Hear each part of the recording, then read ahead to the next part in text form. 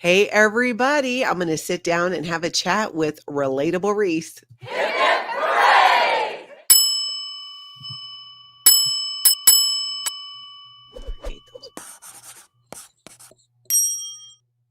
Hello, everybody. Welcome. I'm Natalie. This is Scientology Life After a Cult. Hello to everybody in the live chat.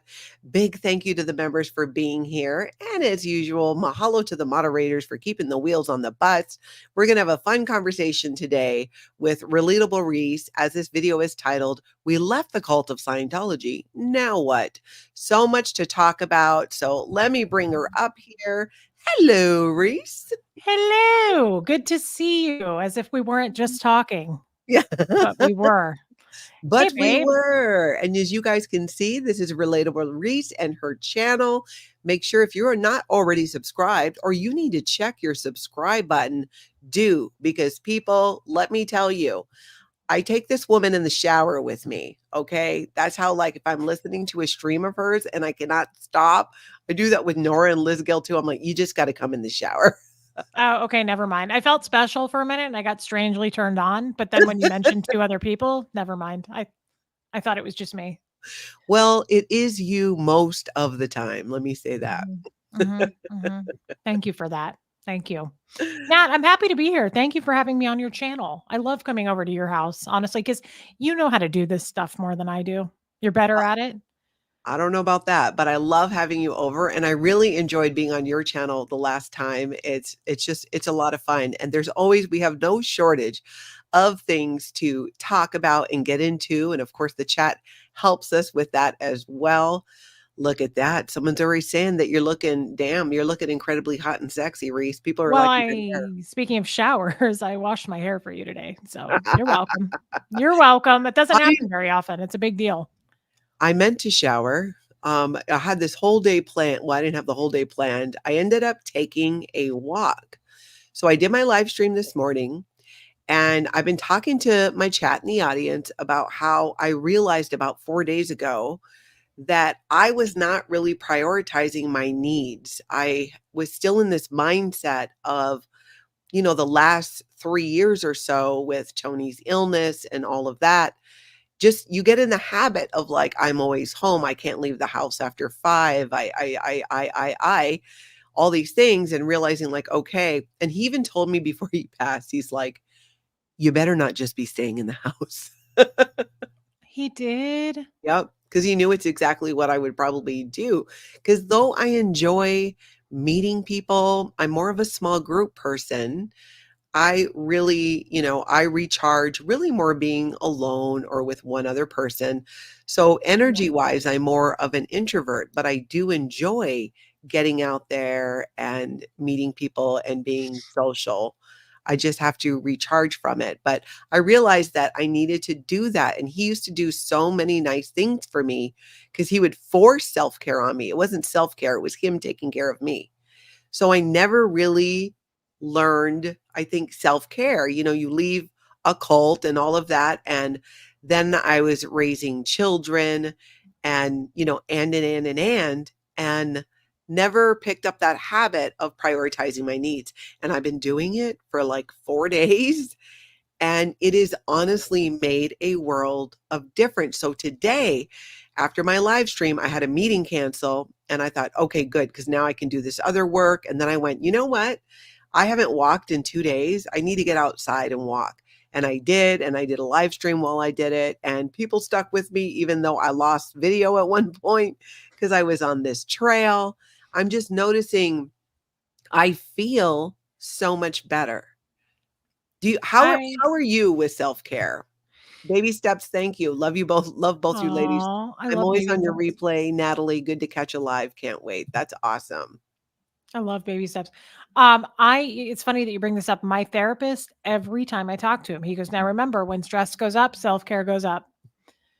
And so I just always, now I kind of hear him in my mind saying that. Yeah. I'm not great at it because I think we both know why, both of us. I mean, guys, we talked about this last time, but like, you get an idle report if you're sitting around, you get an idle report written on you. So it's a kind of a natural thing, I think, for us to not put ourselves first. Scientologists don't really do that. So I'm trying. I have a hard time, but sometimes if I have a minute in the afternoon and I'm like, I really am not feeling great, I think I'm going to lay down. I don't necessarily take a nap, but I'll just shut my eyes and like lay down for 20 minutes. Mhm. But I self-care I think is I don't know if it's a cultural thing for us, but I feel like even maybe Americans in general, right? Like maybe Women. oh, women, but I've talked to enough people about this that like we don't prioritize that. Mhm. Yeah, and it needs to be. Laziness or something. It's not. It's what it's like I push therapy. Therapy should just be part of our routine, I think, as people. You know, you go to the doctor when you're sick, you go to the doctor if you need something. I think mental doctors are also extremely necessary, even if you think you're fine and you don't need it. You know, Yeah, it's a place to unpack, it's a place to get tools. They offer the right tools. Friends can't always offer, parents can't always offer. I feel like you can unload on them because they're trained for that unloading, you know. yeah, Let things fall on your therapist. That's what they're there for. So, I think we don't make that a priority and that then you see people unraveling and you see it happen. yeah, Sometimes we absolutely. might. Yeah, exactly, and I feel too, even I've gone out in public and to the grocery store, and for the last 4 days since I had that realization and made some changes in my life, like, I've not had a meltdown in a public space, which I feel like the people at the post office just got tired of me showing up and crying. They were gonna, like, move my PO box or something. It's understandable. Yeah, I'm serious though. Like I lost my spouse too. I do get that. I yeah, really do get it, Nat. Like I cried a lot for a long time. I mhm, just in the last year, I feel like I can talk about it without crying. So I really do understand that. And I think people in general, good people understand that.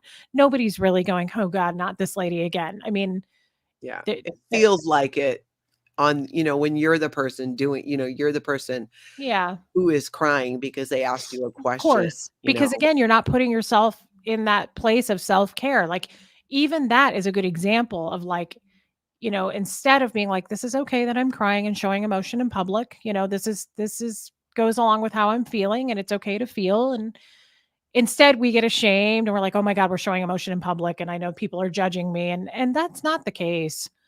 You know, Yeah, that's even part of not prioritizing and going, "This is okay. You know, I have good reason for this," and if people don't understand, then that's just part of life, but I don't I think there's so much more to, like, getting enough sleep and the food we eat and, like you've been doing, just the nature stuff. I mean, I mhm, have pushed myself to walk every day, and I walked today, and I was, like, making a point almost to give myself a locational, but I was, like, looking at the trees, and I was like, "Just take this in, like, take it in." It is nature, it should be a part of it's the 5th dynamic, yeah, that's and right, that's right.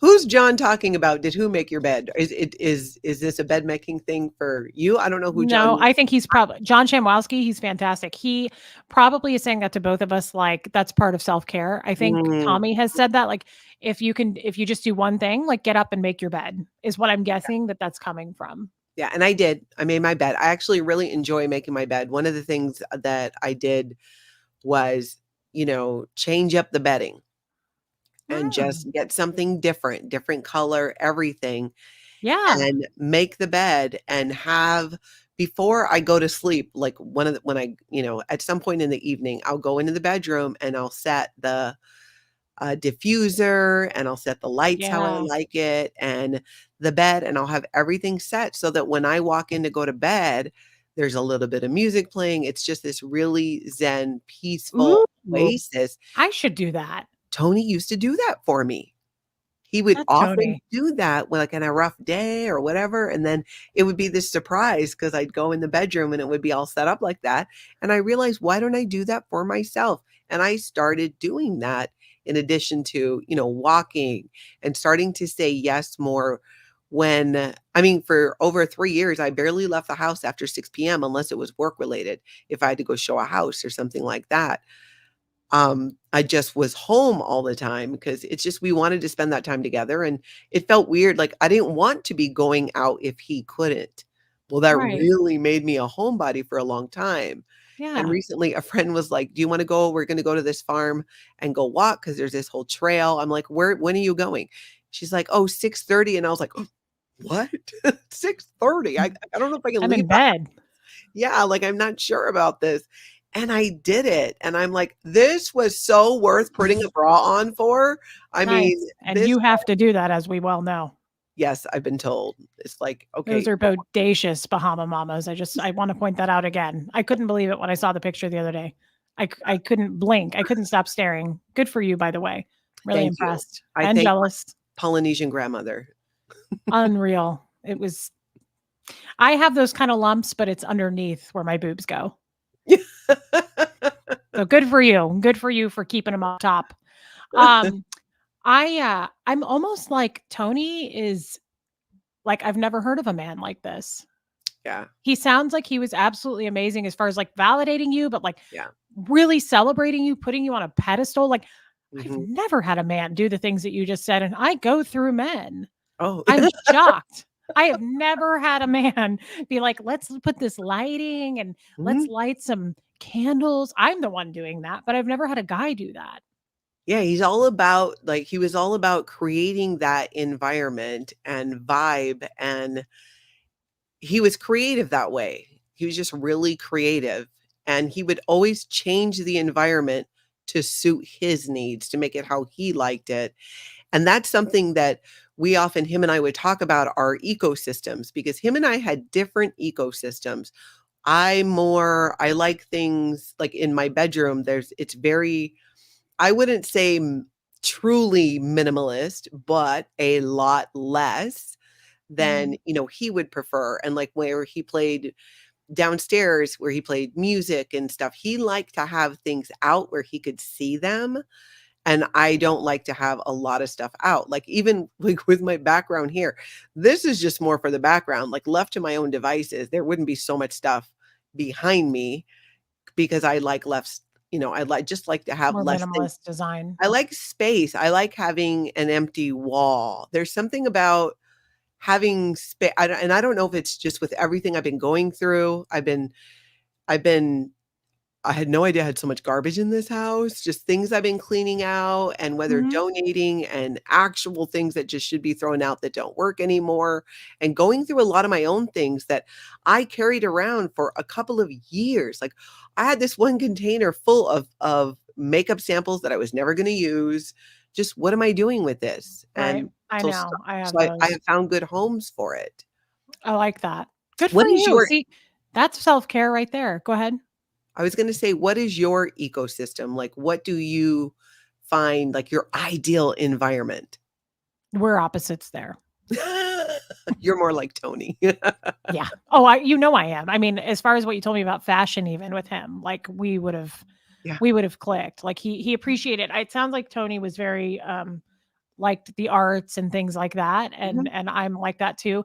I like a colorful palette. I like artwork and, little knickknacks on shelves. Now not over the top to where it's like collecting dust and weird, Yeah. but I really do. I always say I like to mix also. Like I love to go find like antique shopping and find like a vintage piece to mix with Mhm. modern pieces. Yeah. I love doing stuff like that, like a really cool vintage old cabinet with like some modern stuff on it. And I like wildlife and nature things, like Mhm. cool things with animals on it and painted and things like that. So I wouldn't say I'm, like, cluttered, like, I'm not the opposite of a minimalist, but I just like my environment to have, I just reflect on again, I like a lot of animal like, my rugs have animals tied, like, woven into them and stuff like that.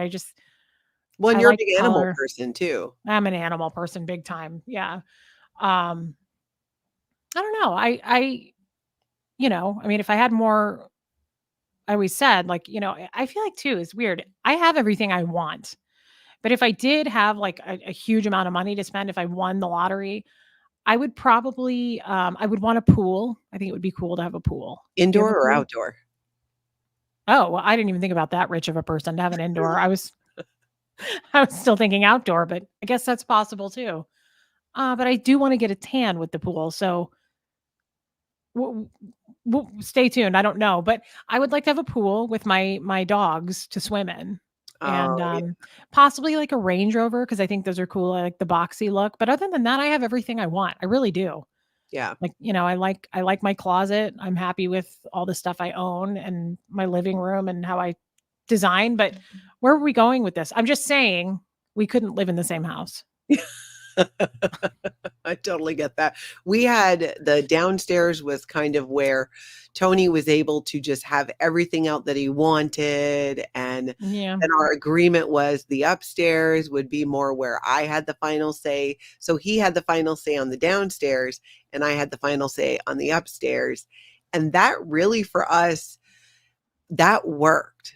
I That worked bet. the best of, we had lived other places together where we weren't able to, well, it was just one level. And that really worked well. And it really helped me develop what I like because it had, I wasn't even sure what that was. I'm maybe you can relate in Scientology, it's like so much of it was me making do with whatever I had or was given or just would make do with. And that was like my default and go to. So Mhm. that's what I would always do. And Tony would be like, well, let's change this. Or, do you want, and I've talked about before how he would always ask me what I want to eat. And I would always say, well, whatever's left over, like, what do we need to Yeah. eat? And he'd always say, that's not what I asked you. Yeah. And I do believe, because many people, and I've seen this in the chat where they shared very similar feelings about this. Like, why is it so difficult for us to be okay with taking care of ourselves and prioritizing what our needs are? You know what I'm saying? Like, even saying if somebody's like, hey, if you make plans, like, I'll make plans to, like, oh, tonight I'm going to take a bath and then I'm just going to wear a robe and I'm going to, listen to some music or do this or that. And somebody might say, hey, do you want to, could you come do XYZ? And I'm realizing like it's okay to say, you know what, I've got plans, but thank you. Yeah.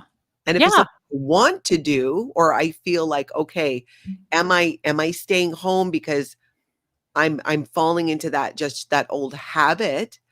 Or am Yes. I staying home because 'cause I've been gone all day and I just wanna relax and, use my back massager and Yeah. stretch? Yeah, it's actually, like, in the moment, a conscious decision, like, I'm staying home because I really have been doing all of this, or am I falling into an old habit of just being a hermit crab and not wanting to get out, which becomes unhealthy too. Yeah. But, I'm a Cancer sign, so I'm a crab through I mean, I definitely am a homebody, but, I struggle with that, but I have been walking, and I that's a big deal for me, even just for my body. I just feel better doing it. I think I sleep a little better, Mhm. but I think we both could you're doing better at it than me, but, I mean, it's not bad to socialize and get out, and especially because I live out in the middle of nowhere now. It does Yeah. feel good even to go to the grocery store and talk to people, but I think they get uncomfortable. When you talk to them? Yeah, I tend to I think because I haven't talked to someone in so long, I'm like, "So what else can you tell me about the 3rd grade?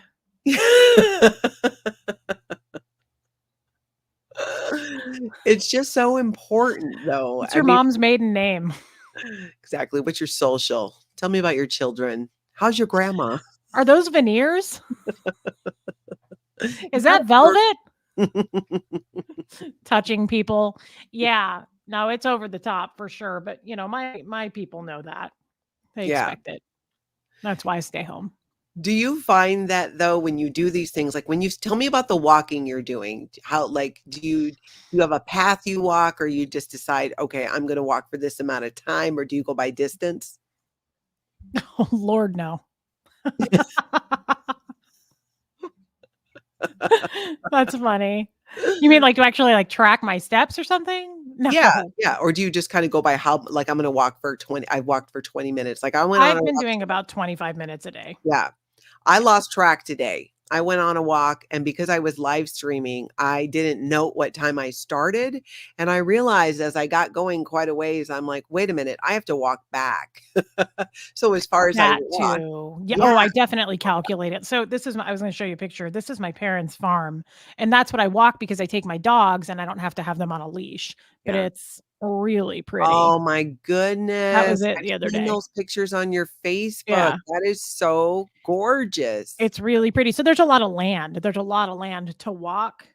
But yeah, of course I calculate like how far do I want to go because I can't call an Uber out here. Yeah, you gotta So go back. definitely, yeah. Oh yeah, I don't do it. We're not going to get silly. I mean, I I'm just doing this so that my new doctor says, "Do you exercise?" And I can say yes. I mean, I'm sexually active. Yes, that's my Check the exercise. box. Um, no, I mean, I walk. I do about 25 minutes a day. That's it. Yeah. I feel like that is a good amount of time, and, I don't know what the weather is like in Tennessee, but here in Minnesota, it's like, "Well, I better get out there and do it now while I can before the snow flies." And even if as long as you're wearing the right gear, you throw on some snow pants, it really is fine. I mean, you can, if you put on a big Mm. jacket and giant hat and gloves, and then it's really heavy. I don't Ooh, walk that's as dedication. far. Do you have a treadmill? No, but I Okay, there is I a don't gym either, but nearby, and I did join the gym. Well, I have been a member of the gym for a long time. I like to support local businesses, not because I actually go and use the gym, but I'm oh, I changing. forgot.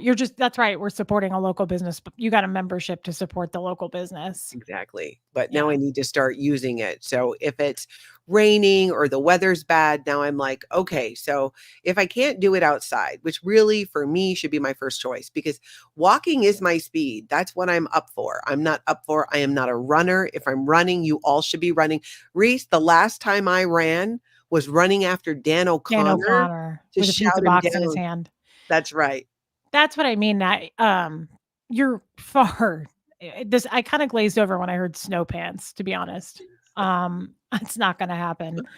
As soon as the weather gets bad, I don't know how bad it gets here, but if it does, that's when we just plump up and stay indoors until the spring. And you make Hibernate. chili and whatnot. But no, I wasn't going to continue it if there's feet of snow out there. I was just going to go as far as wearing regular pants, and then if snow pants are required, we just stay in and cozy up with the hot chocolate. Yeah, and boots. Blake Reed says my money goes to the gym. Well, you got to support your locals. I get that. Oh, that's so true. Hey, Joe Virus. Joe, I love Joe Virus. I think Rain's here too. Yeah, Yadira. Oh, thanks, Yadira. I love you, girl. So pretty. Thank you. I'm happy to be here, guys. I'm seeing the chat. There's a lot of our there's some names I don't recognize, so that's exciting too. Yeah, Um, exactly. So if you're not already following Reese, make sure you go over to aw. Relatable Reese and give her a sub over there. Do you tell me this? So you're walking, right? What are the Mhm. other things that you find, or are you trying to find new things? Like I didn't have it figured out. Like I wasn't sure what self-care looked like for me. And I feel like that's different for each person. Like I'm not so much a napper, but I've started in the morning instead of doom scrolling on my phone. I just started trying to do a guided meditation.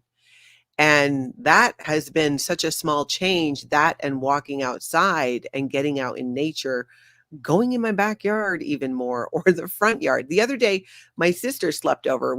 She's been doing these sister sleepovers, which I absolutely love.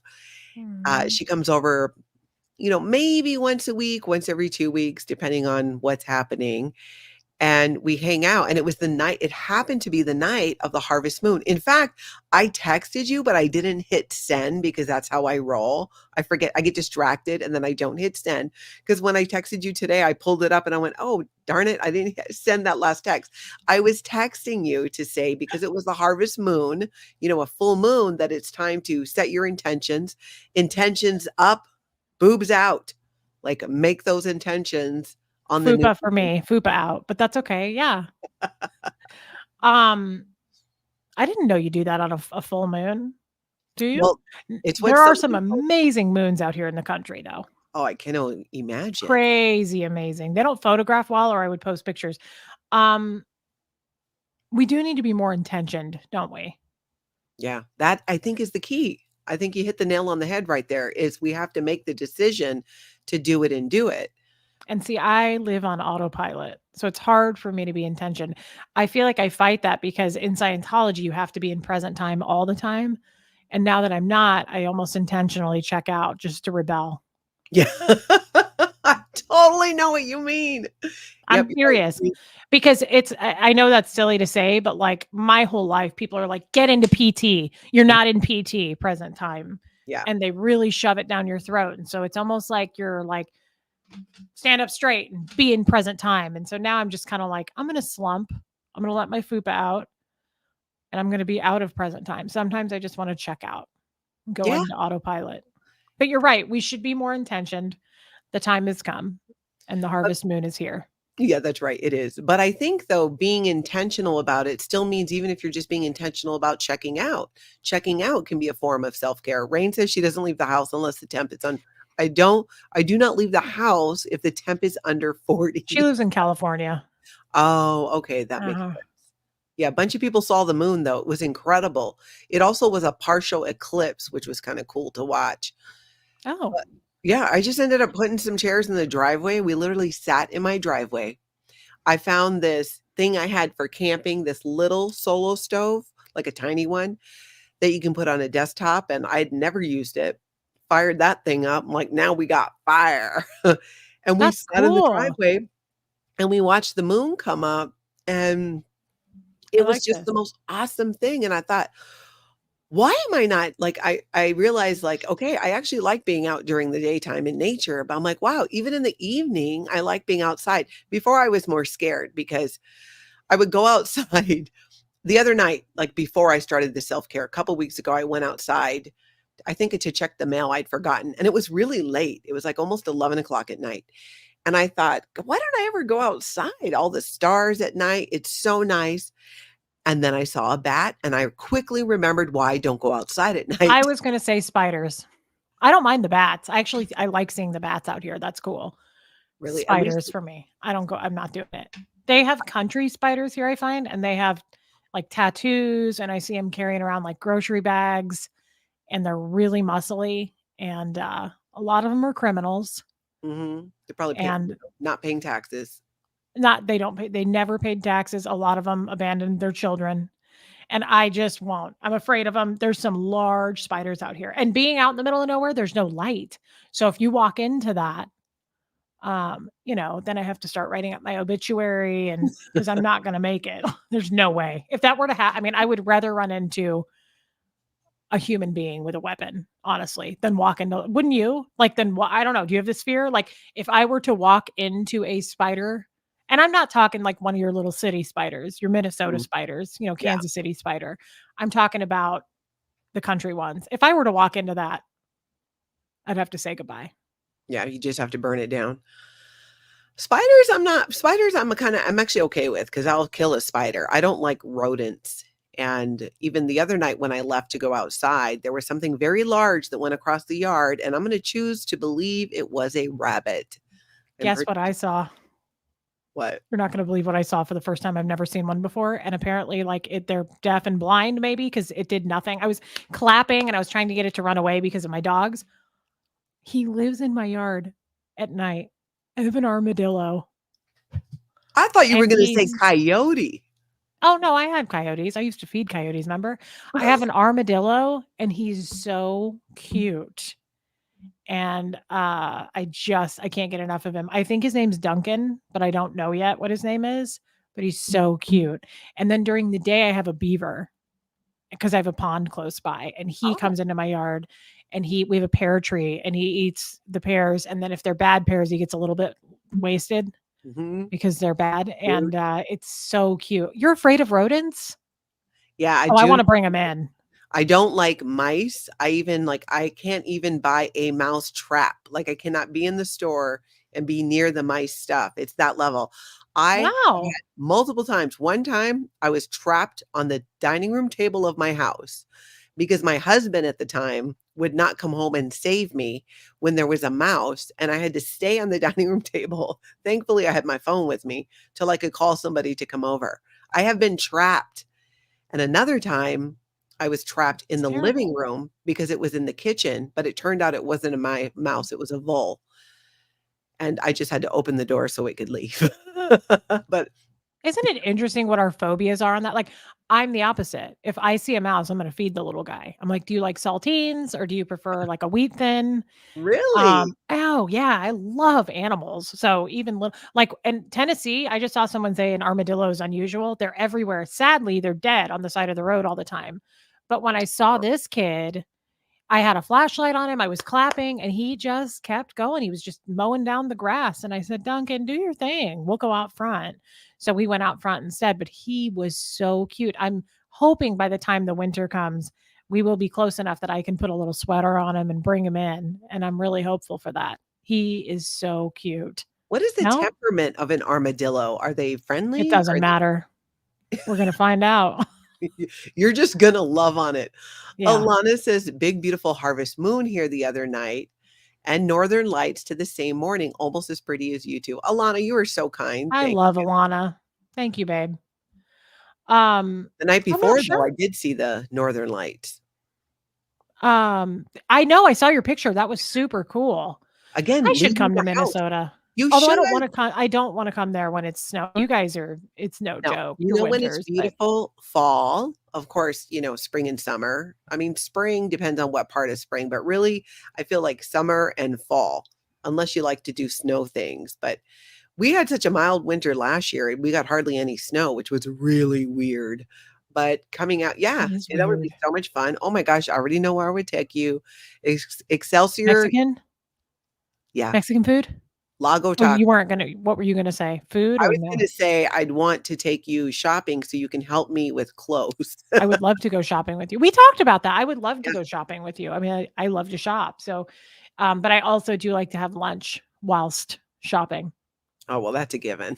Mhm. And there's great restaurants in Excelsior, and there's, some cute shops and stuff, and I've, like, gotten a few things here and there, but again, it was always like, Tony would always help me. I always felt like I should not be picking my own clothes. At one point, he and my sister did an intervention because I would, grab a couple things on my own, and they'd be like, "Yeah, no. What are you doing? You're not allowed to shop by yourself." I do that with my sister and my mom. As a matter of fact, they both now that I live here, they're both begging me, they're like, "Can you come help clean out my closet and tell me what's, you know, acceptable in society and what's not?" Yeah. And you know what, Nat? That's even speaking. I mean, we're on this topic. That's a form of self care. Mm, It's mhm. important to go through and decide intentionally, like, what pieces do I want to keep? What do I not want to keep?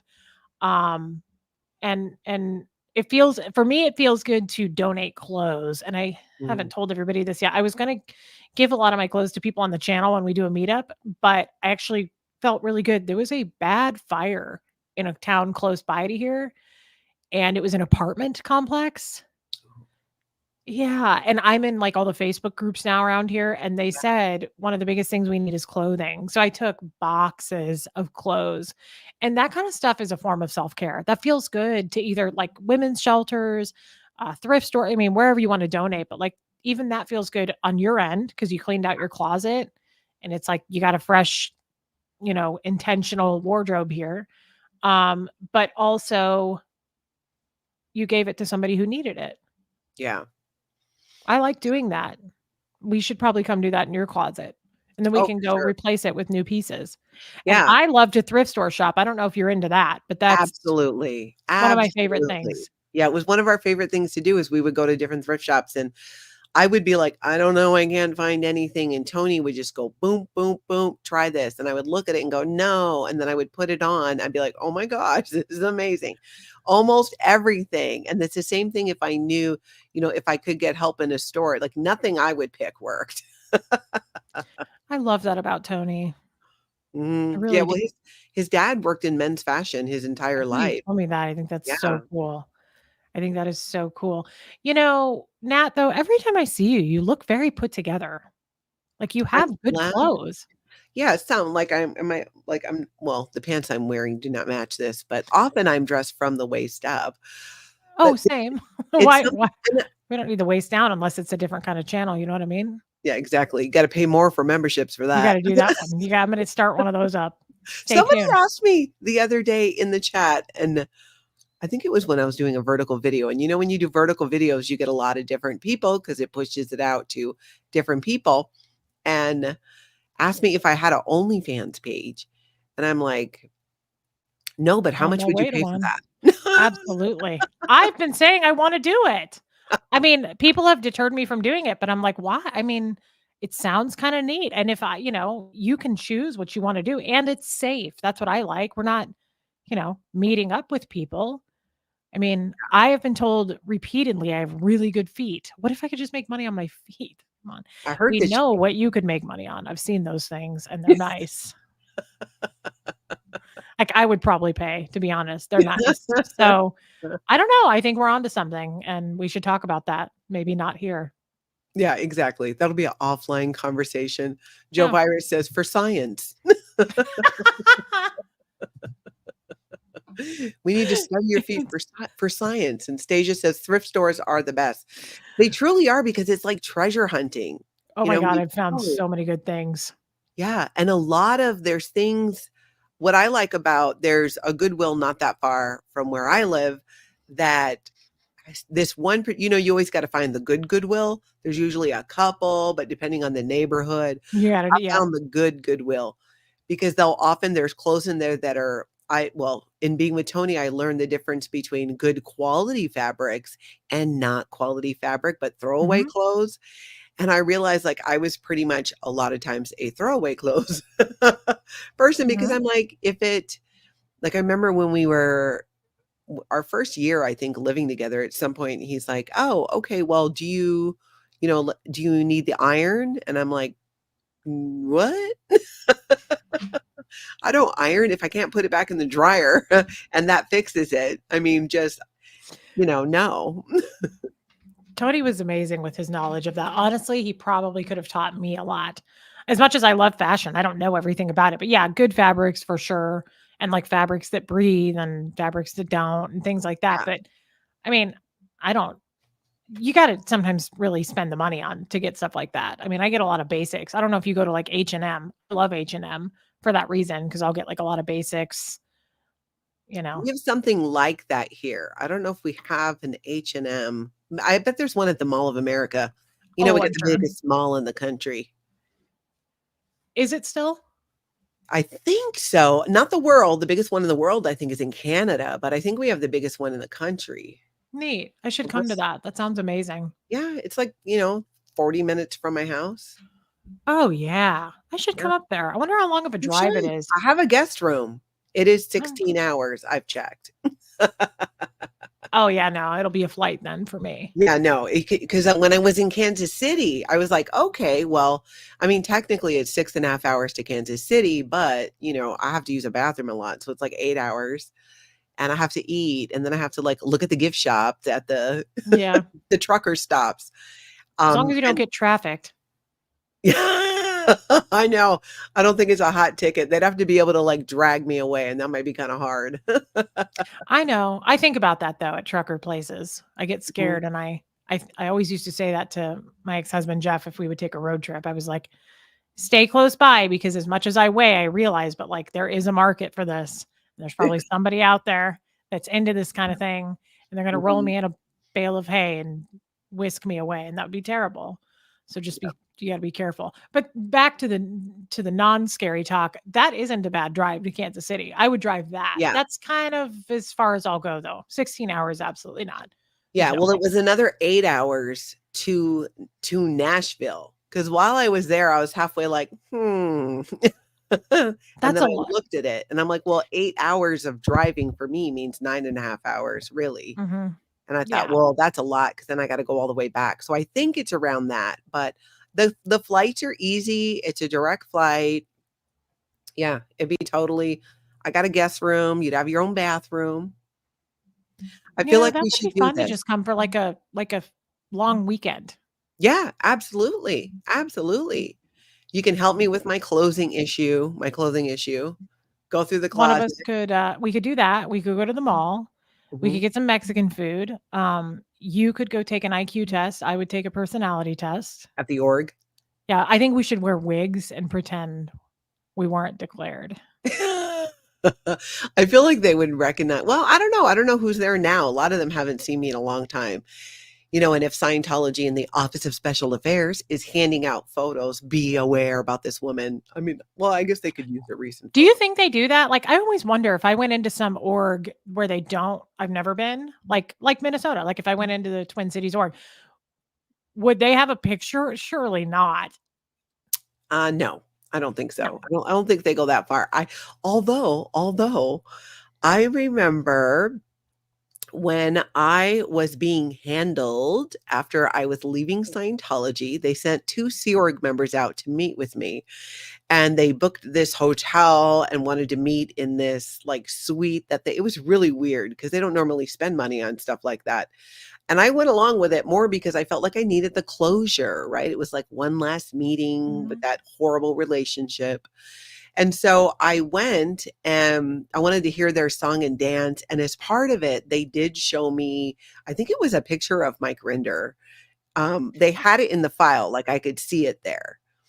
And I think there was a picture of Marty Rathman too, because back then, this was like 2010, the Tampa Bay Times articles had come Yeah. out where they were doing huge whistleblowing and all of that.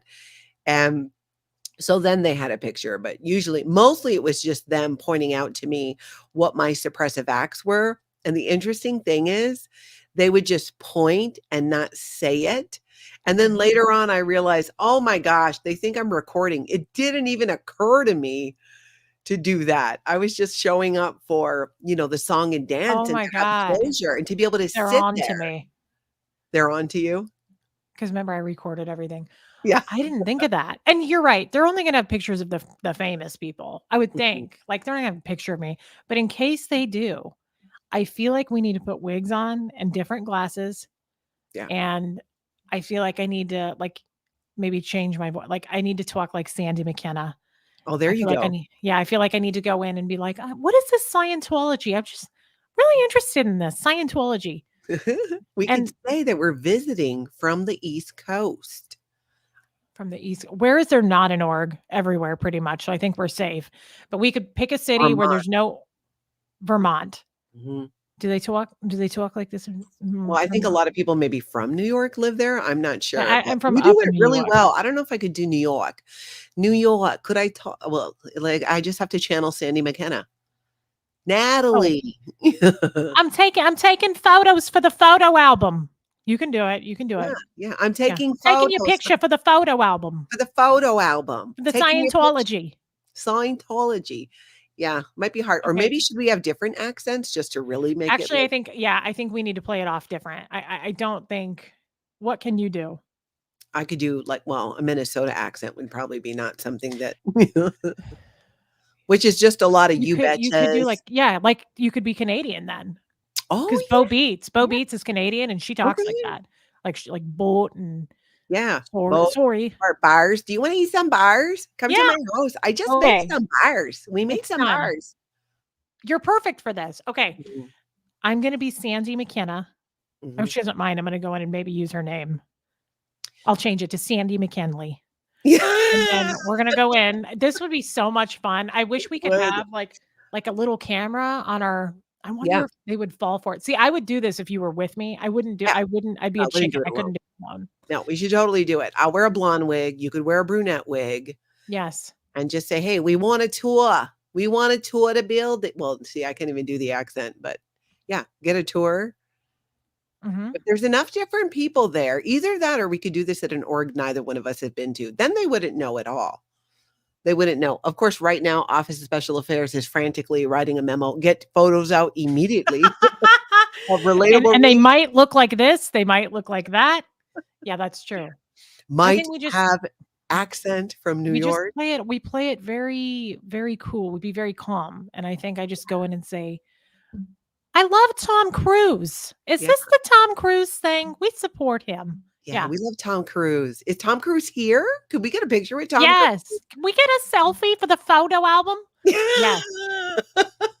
You should totally do it. That would be fun. That would be fun. It'd be neat to see how long. I mean, really, all they're gonna do is trespass us, which is like, oh. They kicked my daughter out of there. She went to the Twin Cities org with a friend. She had a friend who was like, "Hey, I want to learn more. I know about your experience, but I want to see. I'm curious."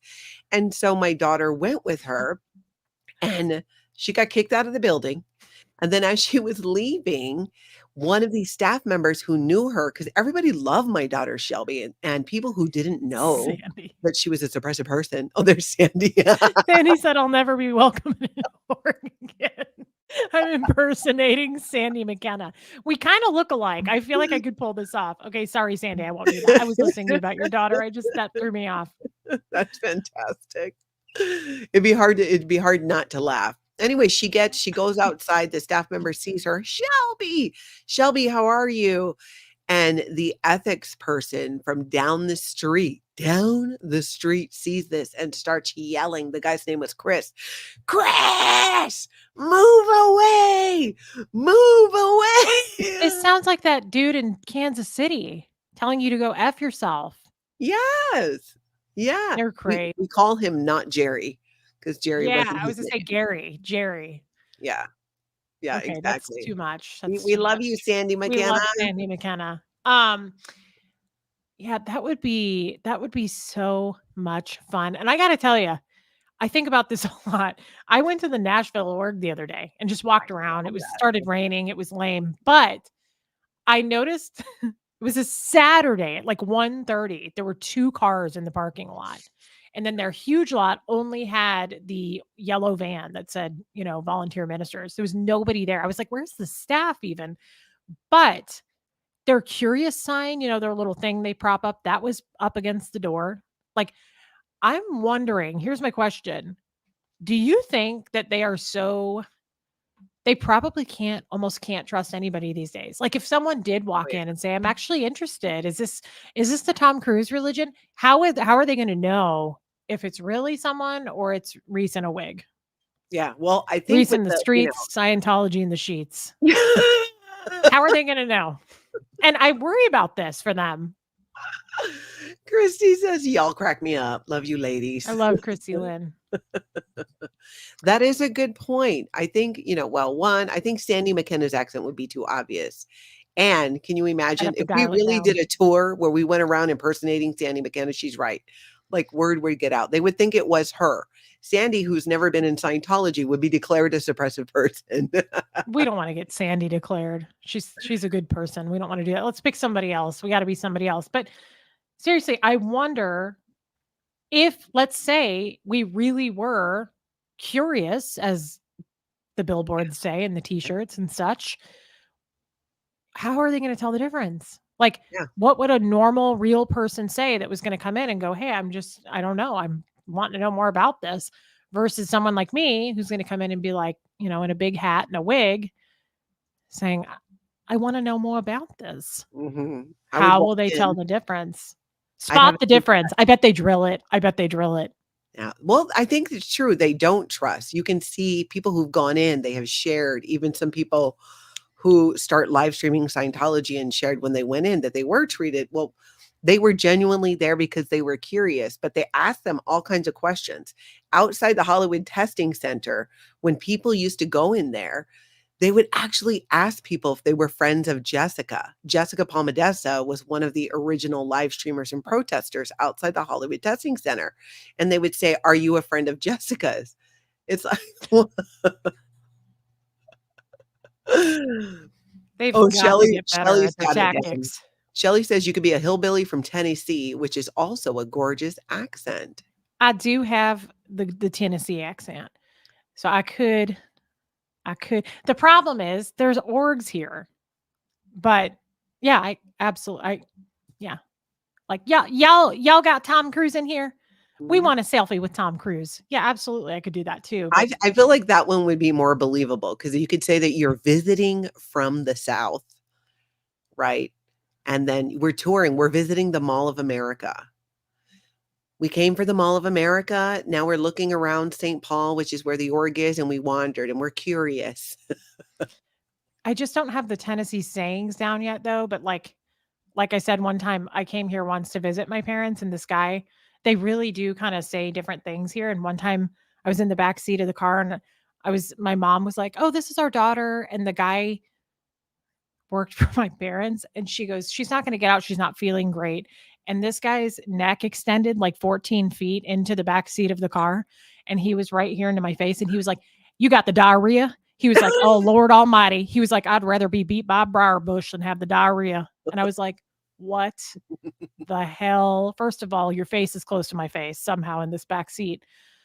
But yeah. So, I Who could say goes something right like, to diarrhea as a question? Now, "She's not feeling well." First of all, I still have to say, even in my corporate job I worked, why are people comfortable with that word? Why are people like total strangers like, "I have diarrhea." Sorry. I and I don't get embarrassed. I'm not really like that, but that is a word that I'm not ever gonna be comfortable with. Billy, what about loose stools? Is it better? I've got the loose stools. It's the medical term.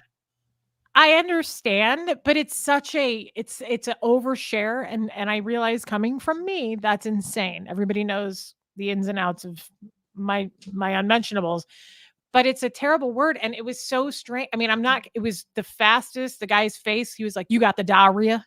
Mhm. And then I thought if we go to an org, I could say, "I'd rather be beat by a briar bush, I'll tell you what." So maybe the piles, oh, that's gross. I Or would say Abraham probably says I have the mud runs. butt. Mud butt. Mud butt. That has to be a Southern thing, but I have to admit, because you're missing my withhold, that, like, diarrhea was my go-to because nobody questions diarrhea. I can't make it, I've come down with diarrhea. So I was the Not only person. do you not question it, you run away from it. If somebody mentions that, I'm out of there. Like, I it's such a weird I don't care if you're my mom or if it's a total stranger, but to be like, "I'm sorry, I've had diarrhea for days." Like, what are you Hershey doing? squirts. I have never been comfortable. I will never get comfortable with that.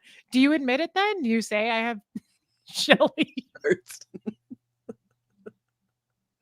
Do you admit it, Nat? Are you telling us right Yeah. now that you No, I'm serious, like, and now I'm realizing how weird that I didn't see it as being weird, but now I'm like, "Okay, Oh, I'm it's seeing it now. weird. I'm hearing it Oh, it's now." weird. Yeah, it's just a place I'm not willing to go. And you know what's weird is it's hypocritical of me because I have no problem being like, "I haven't shit in 3 days." Like, I have no problem being like, "I'm eating all this broccoli and roughage trying to poop because I'm so backed up." That's different. I don't know why I can say that, but there's no way I'm gonna in a crowd or one person be like, "I have diarrhea." That's Mhm. just not. But I would say I have mud butt. I don't have a problem saying mud butt, but that's Yeah, about mud it. butt. Mud butt, I feel like I would put that together too if somebody said mud butt, but it does sound like a very nice way of saying it. So, yeah, but I think we could come up with something better. It doesn't need to be Yadira says Lucy Reese. Well, I also don't have a gallbladder, and everybody knows I've crapped my pants quarterly, at least 4 times a year. I've pooped myself. So, I have a and I don't family have a problem member who admitting to that. I have a family member who has IBS and yeah, she'll say it's like she told me she's like gone in a garbage can in the garage because she couldn't make it into the house.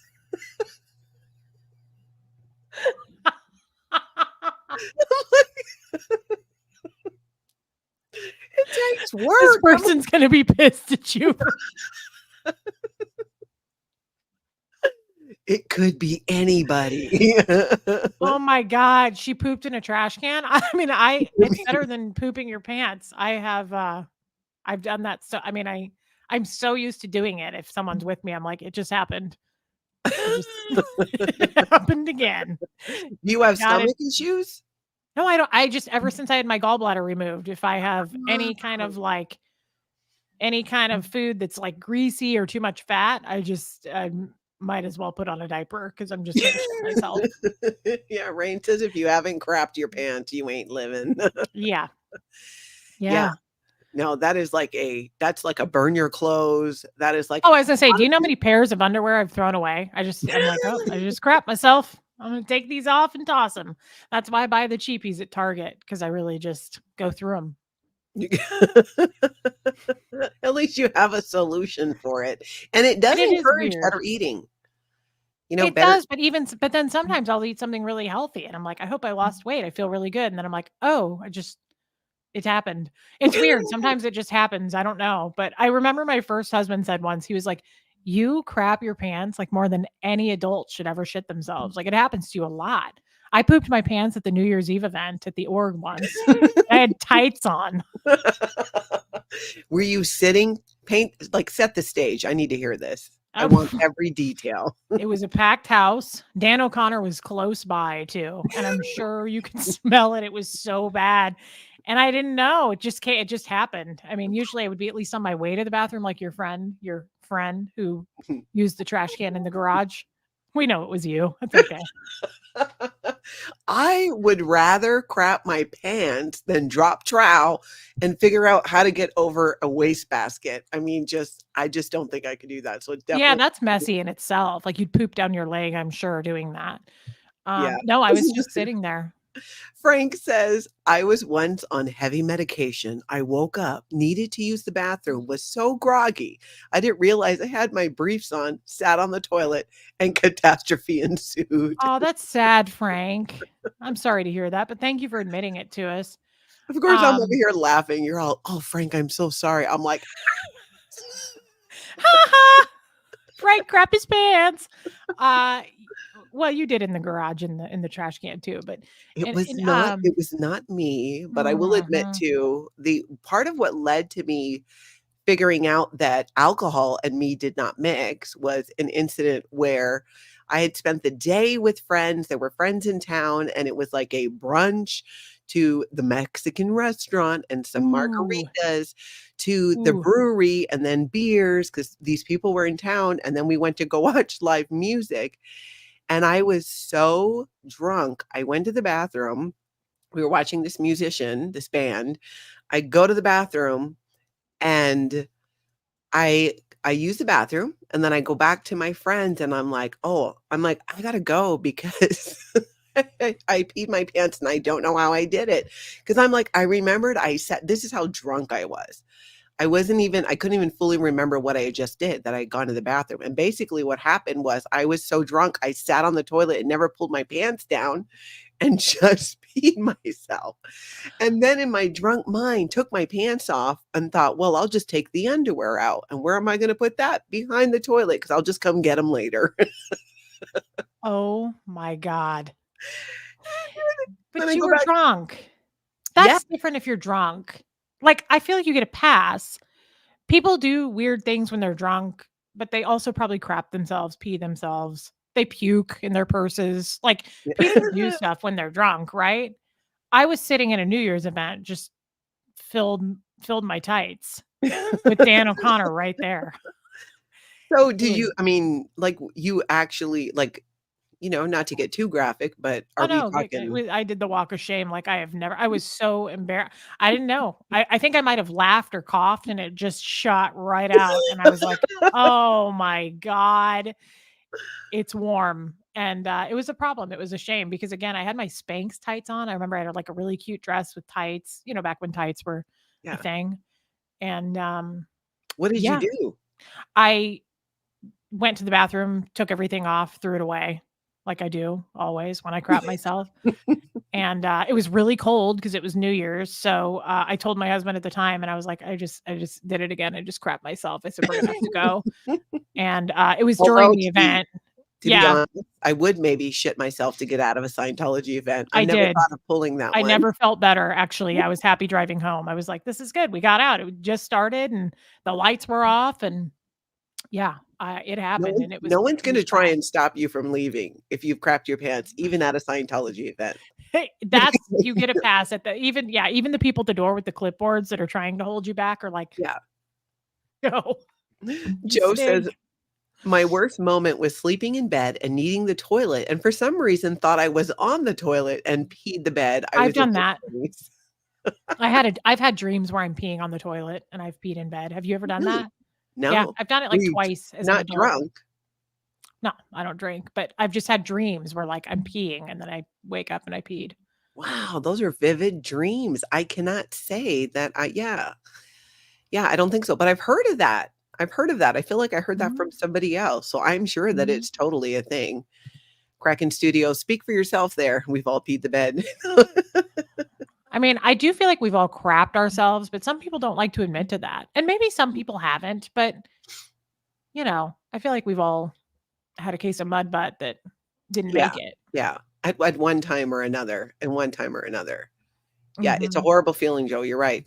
Joe Virus says, "I had a dream that I was peeing over the side of the helicopter, putting out a fire in a forest, and I was really peeing the bed." Oh my god, that's vivid. Wow, Joe. I'm happy to know that about you. By the way, speaking of comments, I just saw one. It's way back. You won't be able to find it, but Susan Stratiff, I think was her name. I just want to say welcome. She said I'm a longtime lurker. She said I watch both of your channels, something like that. And she said you've brought me out to comment for the first time. I love it when people do that. So I wanted to make sure I Oh. validated that because I love it. Absolutely. There she is. I'm a lurker on Yeah, both channels that's and her have name. been since you started. Seeing you 2 together made me come out of hiding. Wow, love you both and together you're awesome. That's so great, Susan. Susan, I love that girl. I love that for all of us. Loving that for you.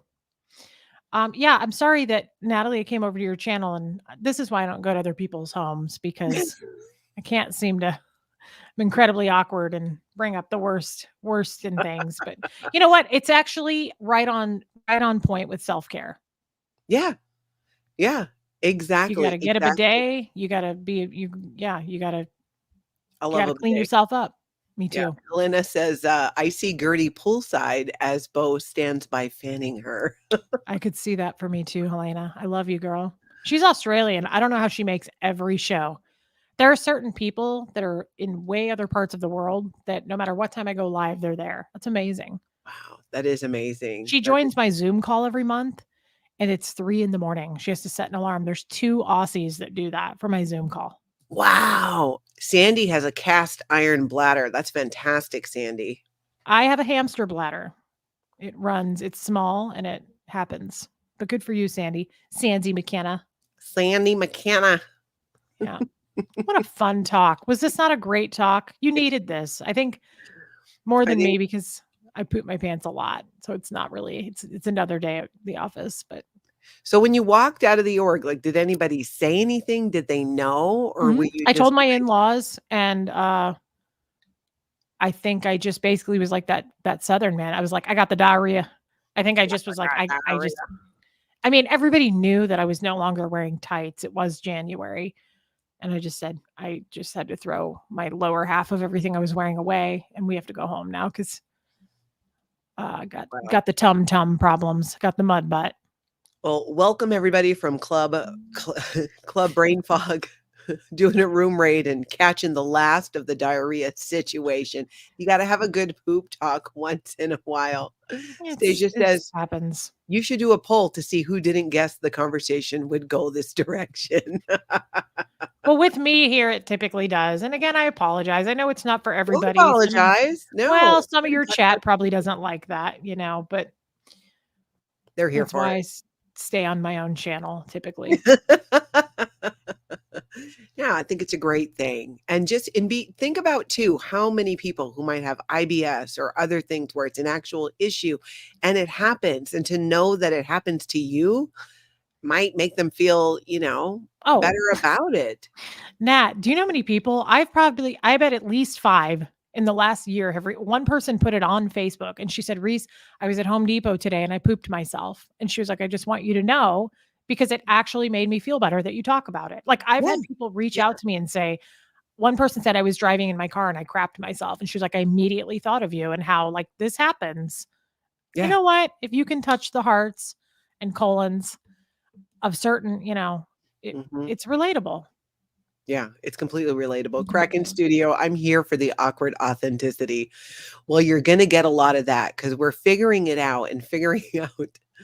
Oh, Joe says, "I have IBS, I have to watch what I eat." And that's Yeah. motivating too, if you know that this is gonna be the result of that. And you think about it, there are so many I feel like bodily functions and all of these things that we basically just all usually try to pretend don't happen. But Yeah. it does happen. It's a real thing. See, Marcy even says it's an awesome chat. Thanks, Marcy. It is real, and it really does coincide with self-care. Yeah. And it's 2024, and I realize there's a lot of people out there that don't like me because I talk about my body or body parts, but you know, it's real, and I don't know why we should hide that. I don't know why we shouldn't talk about those things. And I'm being serious. I don't um it's part of life, and I feel like that's what I do on my channel, and what we do here is just talk about real things, and wherever that goes. But I mean, it's not that gross, it's not that weird. It happens. Yeah, it happens and it got you out of a Scientology event. So most importantly,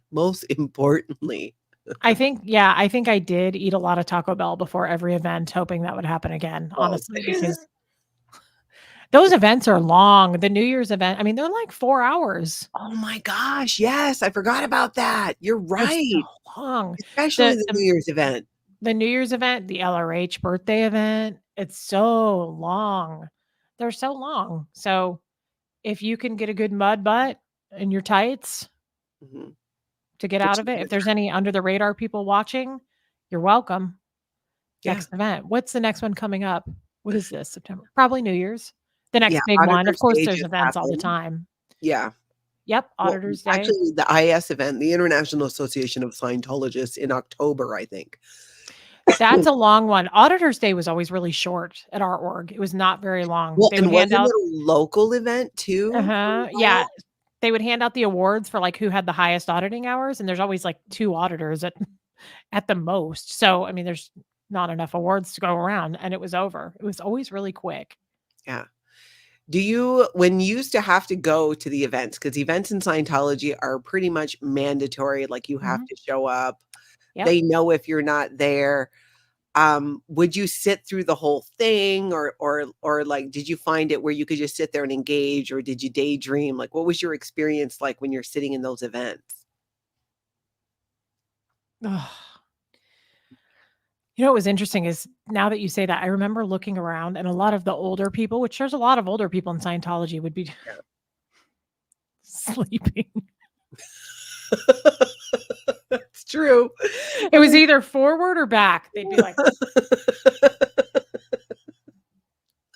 That's so true, and I remember thinking like, "Man, I cannot wait till I get to the age that I can get away with sleeping at an event like this, and nobody says anything." Like, what is the magic number it's where you old. could It's like old because also they were on staff, which is sad.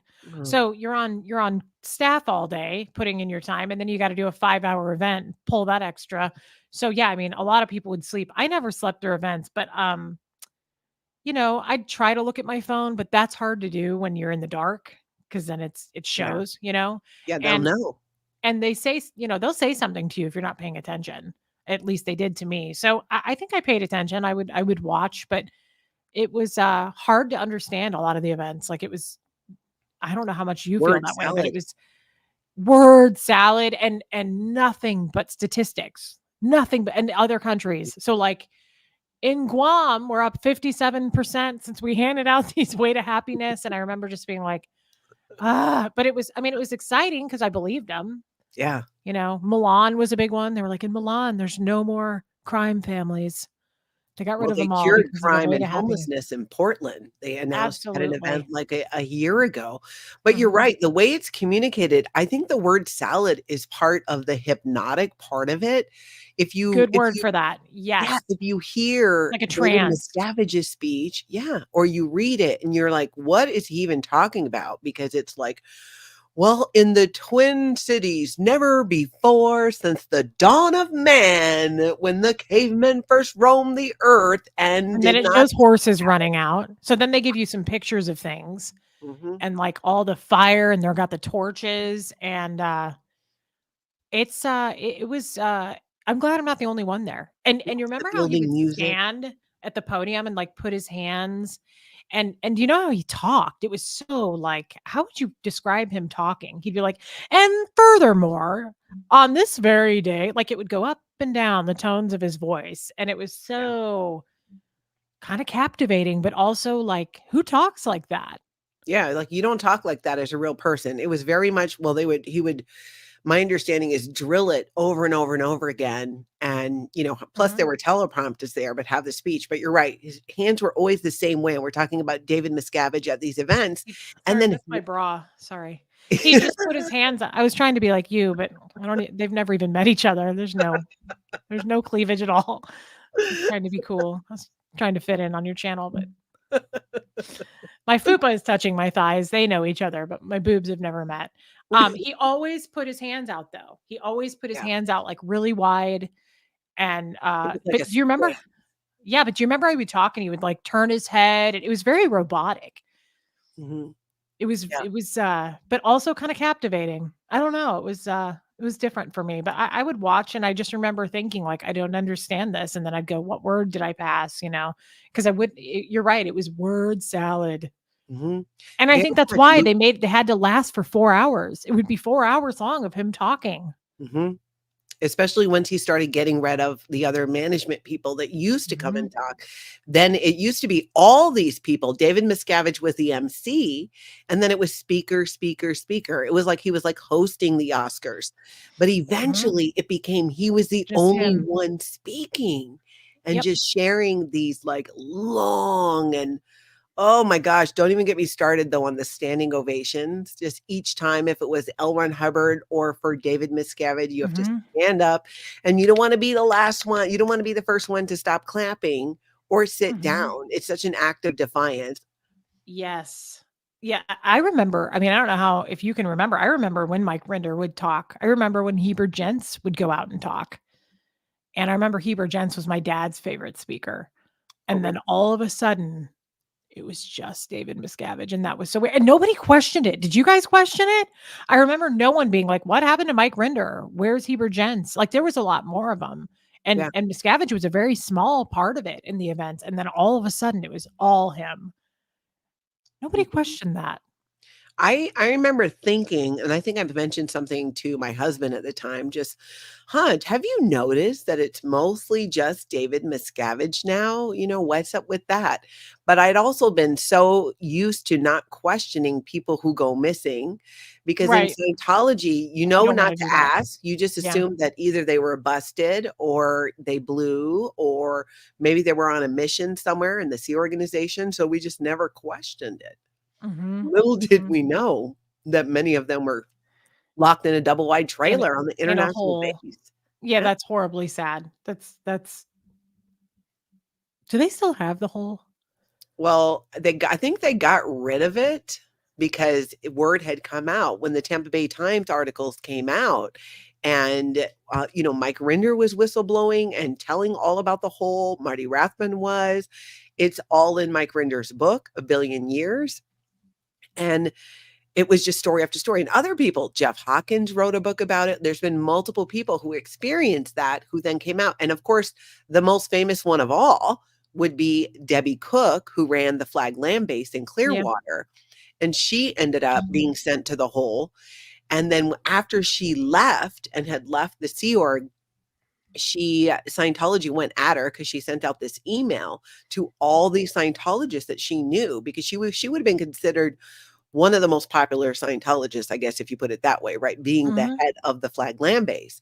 And she sent out this email known as the Debbie Cook email, just basically saying that, I love Scientology. David Miscavige is, a creeper and all these things. Like he's Yeah. not following what L. Ron Hubbard said, which is correct. Some things he was doing what L. Ron Hubbard said, which was still part of the problem.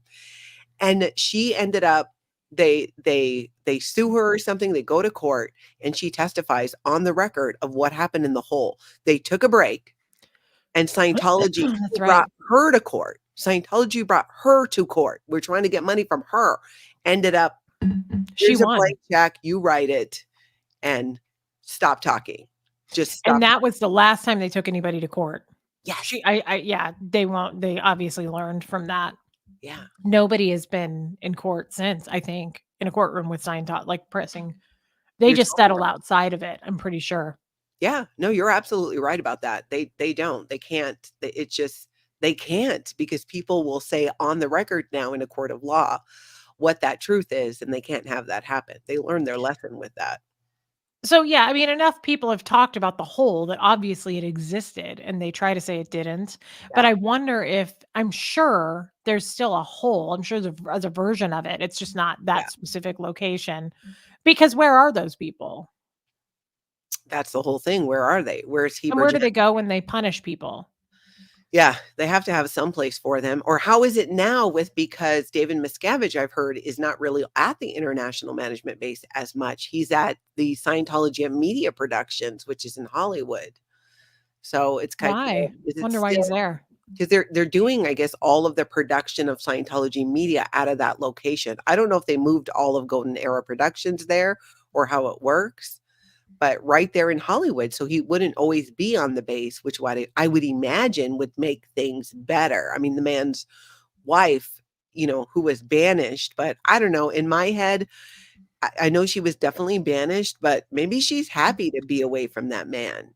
You know what I'm saying? Like she's living her life at this confidential location that everybody with Google Maps knows where it is, where they build the giant vaults and put all the Scientology material in it in case of the zombie apocalypse. They She's really do have those. I remember that event where they showed it. yes, like 4 of them now, and they have I just seating hope them. that if that's where she is, I hope that she's not, like, in a hole like they were and, like, crawling Yeah. around on her knees and there's no air conditioning, like, I hope she is somewhere at least where, she's wants to I mean, I don't know. Do you think she's being held against her will? No, I think that she believes so much in the mission, I do and now too. that she's not having to be around David Miscavige every day, I mean, that's gotta be pretty nice, and to be at the location that she's at, it's not as stressful as the international management base or being at PAC. At least those are the things that I've heard from people because they're caretakers to take care of the property, and there's a home there at each of these locations for L. Ron Hubbard.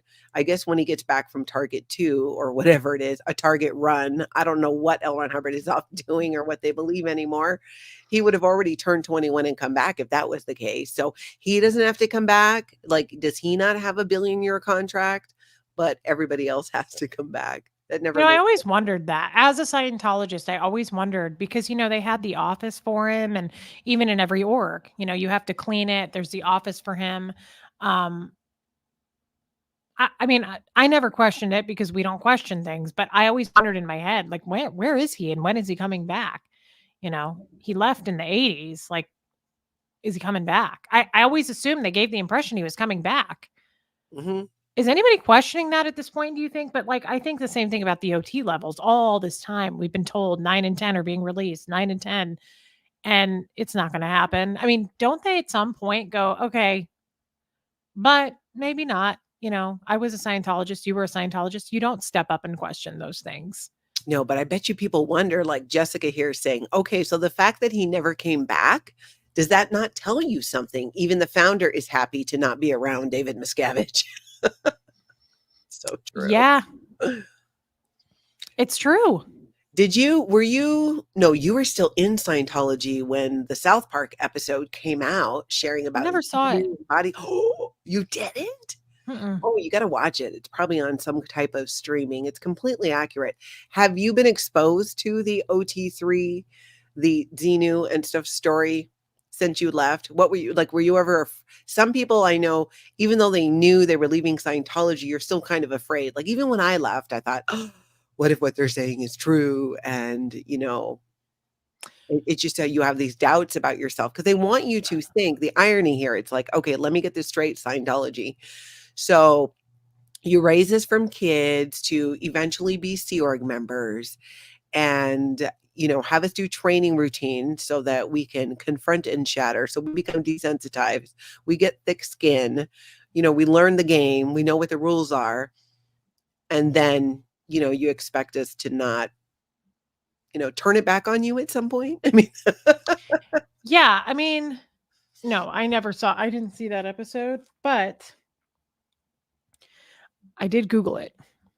oh, what was that I like? Googled and read the OT levels, and that was after I was outed and taken out of it. I always wanted to know, And I remember reading it, even this was not that long ago, and I thought, I'm going to get sick and die. I remember thinking that for a long time. I was like, I'm going to get cancer. I'm going to pull in cancer. Um, it's a bunch of hogwash. I couldn't understand it. Yeah. It's crazy. Have you read it? Like, have you actually seen? I Wait, did wait, wait, through wait. OT4. I was gonna say you were OT. And you are correct. Did you go through the Wall of Fire? Yeah. OT3 is the Wall of Fire, Yeah. right? OT3 is where you first learn about body thetans and the galactic overlord Xenu, who brought all of the people on other planets because it was overpopulation, grabbed a bunch of them, threw them in ice cubes, threw in the volcanoes Wait a here on minute. Did Earth. you say ice cubes? Yes, I some of knew them were it. put in ice cubes. Okay, that's where I It- came from. I was told that as a child. What? My dad told me that I was dumped here in ice, and that's why I'm afraid of the ocean, because I got so keyed in watching Titanic. I had to go to the org and get like all these assists. And when I was like 5, my dad was like, "You were dumped here in an ice cube, and you've been here for eons." Do you know Wow. what you're laughing? Do you know what that's like as a 5-year-old? My whole upbringing, I thought I was dumped here in ice. And then he showed me the reference in History of Man. And he was like, Yeah. "You were dumped here. You were dumped here in ice. That's why you're afraid of the ocean." And I Wow. was like, It's "Oh, an it makes so evaluation. much sense." Yeah. It's so ironic that in Scientology, you're not supposed to evaluate. You're not supposed to I talk know. about your case, but you look at parents like that who are zealots, and who tells a child that, especially a 5-year-old child? Yeah, I literally was like up till later in life. I was like, I was dumped here in an ice cube. That's wild. And I would like have fake recall on it in session. Like I would, I was just going to use Scientology. I almost went into a Scientologist. I would mock things up. I would Yeah, mock it up yeah, because I believed it so much that I was like recalling things of, being in ice in the wow, water. And that's why I'm afraid. wow. When did you realize that that wasn't the case, or that, because did you have a fear of water as a child, or did that Oh, yeah. continue into adulthood? Yeah, it still is. I'm afraid of the ocean. I won't get in it. I love it. I think it's beautiful. I like to sit on the beach, but I'm not getting in. Um, when did I realize? Not that long ago that that wasn't true. Mhm. I'm still having a hard time believing that's not true because I've believed it so hardcore my whole life that I was Yeah, dumped in ice. I was dumped here in ice. And there's 5 of us, right? Isn't there 5 different types of people that were dumped here? Artists, criminals, perverts. artists, criminals, perverts, because it's a prison planet, which Mhm. is weird. Why would they put the artists in with all of the criminals and Like, why would perverts? the artists be with the perverts? I don't know. I Yeah, can't remember what they are. There were artists, criminals, perverts. maybe there were 3. Maybe there were 3, but I thought there were 4 or 5. Anyway, my dad told me that too. He was like, "You were dumped here because you were one of those 5, and you were dumped here in a piece of ice." And yeah. How far up the bridge was your father? Like, at Oh, that time? hell. Was he I don't anywhere? think he's still even attested to clear. What? Are you Yeah. serious? All of his wives have been OT8. He's never even made it to clear. Now, if you recall, SPs don't make case gain. I'm just saying. I'm not going to name names. That's right. Yeah, no, he's worked and worked and worked. Like he's been the middle of the Keto Life course since like 1978. He hasn't even finished that. Now that is a long course. I don't even think it's a course anymore. But he said some horrible things about where I came from and all of that. Yeah. Mhm.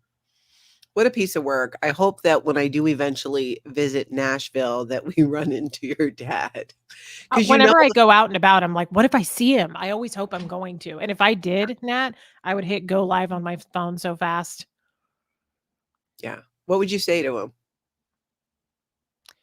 Well, my heart would be racing and I would probably burst into tears, but I'm sure I would say something like, you have done so much damage. Like now that I'm in therapy, like I didn't realize the vast amount of damage and how I've been as a who you've shaped me as a woman, like to a terrible woman. I've used sex and men, I've gone through them and used people and all because of the terrible things. I mean, I don't like playing the victim route. Like I'm a bad person because of you, but you can't speak as a 5-year-old. You can't, whatever he was shaping me as is what he was shaping me as. And, I see my sister now and I would probably just say like, you have 2 beautiful girls and you'll never know. And you have these grandkids but you did break my heart. I miss you. And I wish that we could have a relationship, but we can't. And all the things you told me, like, I still am reeling from the things you told me. Yeah. It's wild. Like, you really did a number, kind of caused quite a bit of damage. You Yeah. and the cult. Yeah. He sounds like a piece of work because Scientology is bad enough on its own, right? When you're doing your own thing in it. But to have a parent, and I'm thankful that my mom didn't go that route, of saying things like that. That just, there's no scenario. I feel somebody like your dad, whether he was in Scientology or not, he would have been an abusive parent. And Oh, Scientology yeah, I think was he was something really a bad mean yeah, man. and he grabbed onto Major anger Scientology issues. and used it, it sounds like, to try and control you, to try and put this false narrative there. It just it's so sick. It's just so sickening. Like, for what? What are you trying to, accomplish or get out of that? Did he try to tell you that, like, you're a past life Scientologist? That's a big one sometimes with parents. They want Mm. so much that their children Oh, they die for that. Yeah, it's like a huge want. Nope, I don't think he did that. He majorly evaled, but then eventually he started telling me I was a suppressive person, that I had suppressive tendencies, that I remember him telling me once, he goes, "I have a feeling that you were one of those people who blew up planets and killed civilizations because, you're such a bad person." So, I mean, he took it to the negative. I don't think he tried to spin it to the positive, like, "I wish you were, I bet you're a past life Scientologist." That's a nice Scientology parent, that's like an uplifting, that's a compliment. yeah. He was not about that. He was Yeah. very harsh, very mean. But yeah, I think he would have been a bad person either way. I think Scientology enhances that, Mhm. but I'm now realizing, you know, he has a lot to do with why I am the way I am. And I've talked about this in therapy. Like, I have a big button on being a victim. Scientology, there are no victims, and it's a big deal. And so I still have a hard time. Like, I can't seem to. I still do the thing where I'm like, but I was responsible for me at 5. Like, but Yeah. you know, I was responsible for my own condition. That's LRH says that. And now I'm starting to really see, like my therapist said once, he goes, that was the cards you were dealt. So Mhm. you were a victim there, but how you deal with them when you're in your 30s, 40s, when you're an adult, that is on you. You can't go around trashing people because you were dealt that hand. Yeah. You have to pick up the pieces and fix it when you're an adult, which is a bummer. But I look at it more that way now. I'm like, you were responsible for me.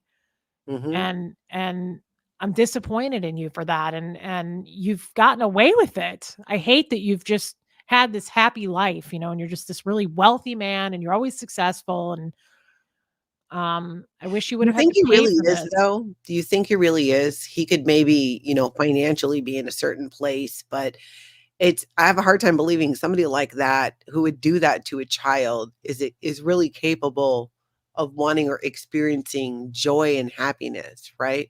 That just he would want people to be as miserable as he is. Why else would you say that to a child? Why would you scare a child? Why would you do it to your own kid? Because it's one thing to, you're at a park and you're like, hey, you were sent here in ice cubes. Like, that would be bad.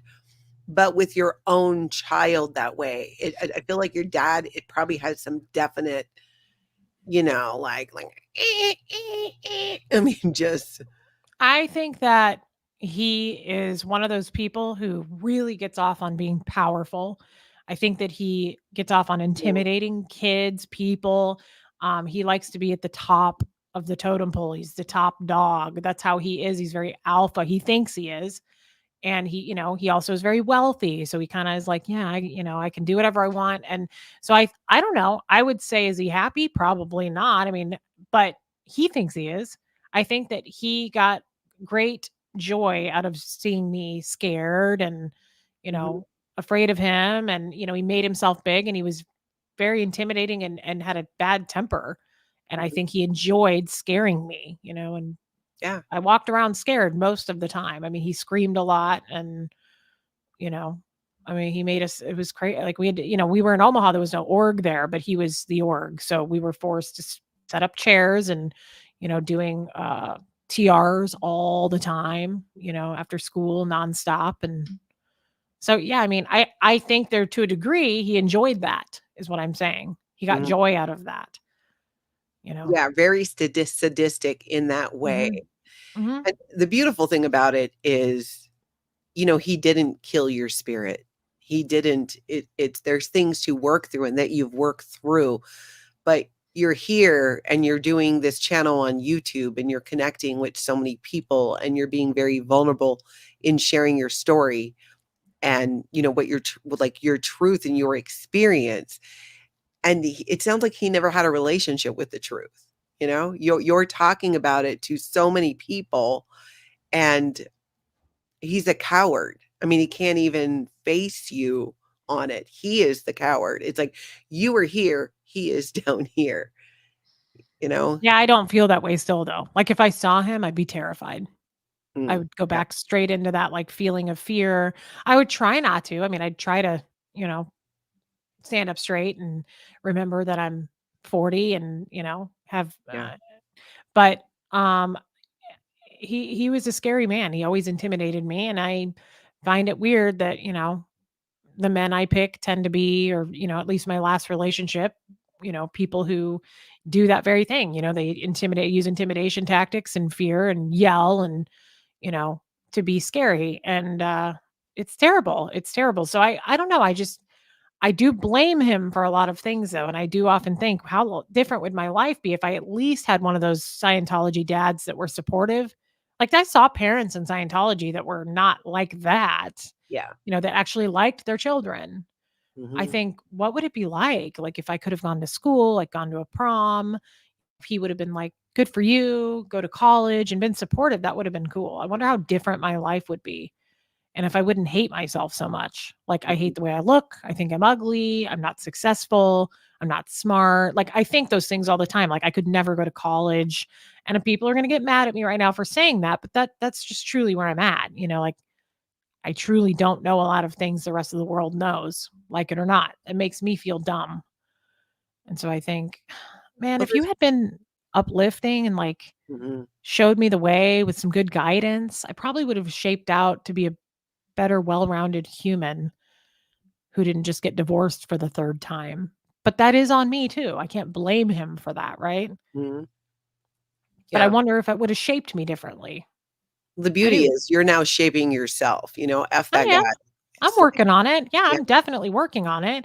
And I believe people can change, and therapy helps me so much, and this channel helps me so much, but it still did a number on us, Nat. Like, it yeah, still messed us up. I mean, I feel like we were in a cage for a long time and only fed yeah, certain things and told certain things. And now we're out and seeing rainbows and brightness in the world and people. And it's amazing, but it's still kind of scary. yeah. No, absolutely. How does and if it's too personal, you don't have to answer, but how Oh, does your please. what's what's it like with your sister? Because you grew up separate, right? When your Yeah, parents totally split, separate. one child went with each parent is what it sounded Pretty like? much. Well, when they split, my dad kept us both, but he took us into the cadet org and he joined the Sea Org. Yeah. And then that didn't work out. So when we came back, then she left. I was 7 at that point, and she's 4 years older. So then she left, and I never saw her again. As a matter of fact, till now. Right now, I'm 40, and this is the first time I'm living in the same state area as my sister. Wow. So I've not seen her since, really, except, Yeah. Have you guys talked? Have you had conversations about what life was like for you? It's with your dad, but also with Scientology, because your sister was there in the cadet org, but then once she left and was with your mom, I'm imagining not being around your dad, that her life was a lot different. she went into the Sea Org. Oh, she did? She left and went into the Sea Org in California. How long was she in the Sea Org? I think like a year, but honestly, I don't know. Like, she didn't go to school either. They put her in the Sea Org, and she came out of the Sea Org at like 14.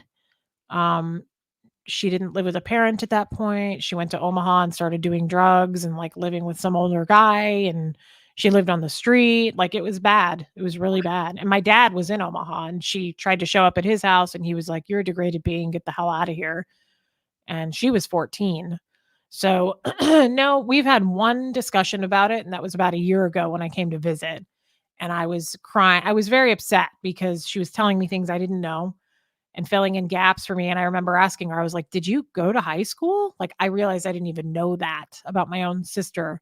Yeah. So, she told me some things, like, I didn't know that so much about the Sea Org, and then she didn't get kicked out, she left, but nobody came to save her. Like, she showed up in Omaha, and my dad was like, "F off." And, she really struggled. She really struggled. Like, he really shamed her. For leaving the Sea Org. Mhm. Yeah. Yeah.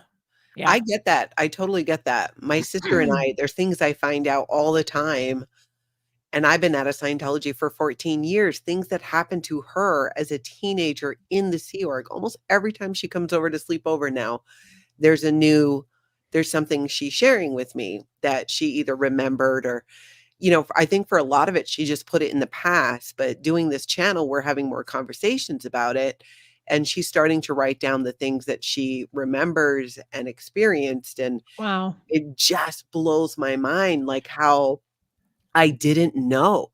I was there. We often didn't see each other because we were in different orgs when we were in the Sea Org, but she never told me some of what happened. Yeah. Isn't it wild? Because that's like Sterling for me when I would talk to him. Like, none of our stories, everybody's is unique. Like, everybody had a totally different background. I was gonna ask you, does your sister come on your channel? She did, yeah, she did a couple times, Okay. and even I think a week or so ago, we did a video and she was sharing some of the things, more lighthearted things that were more kind of funny that happened.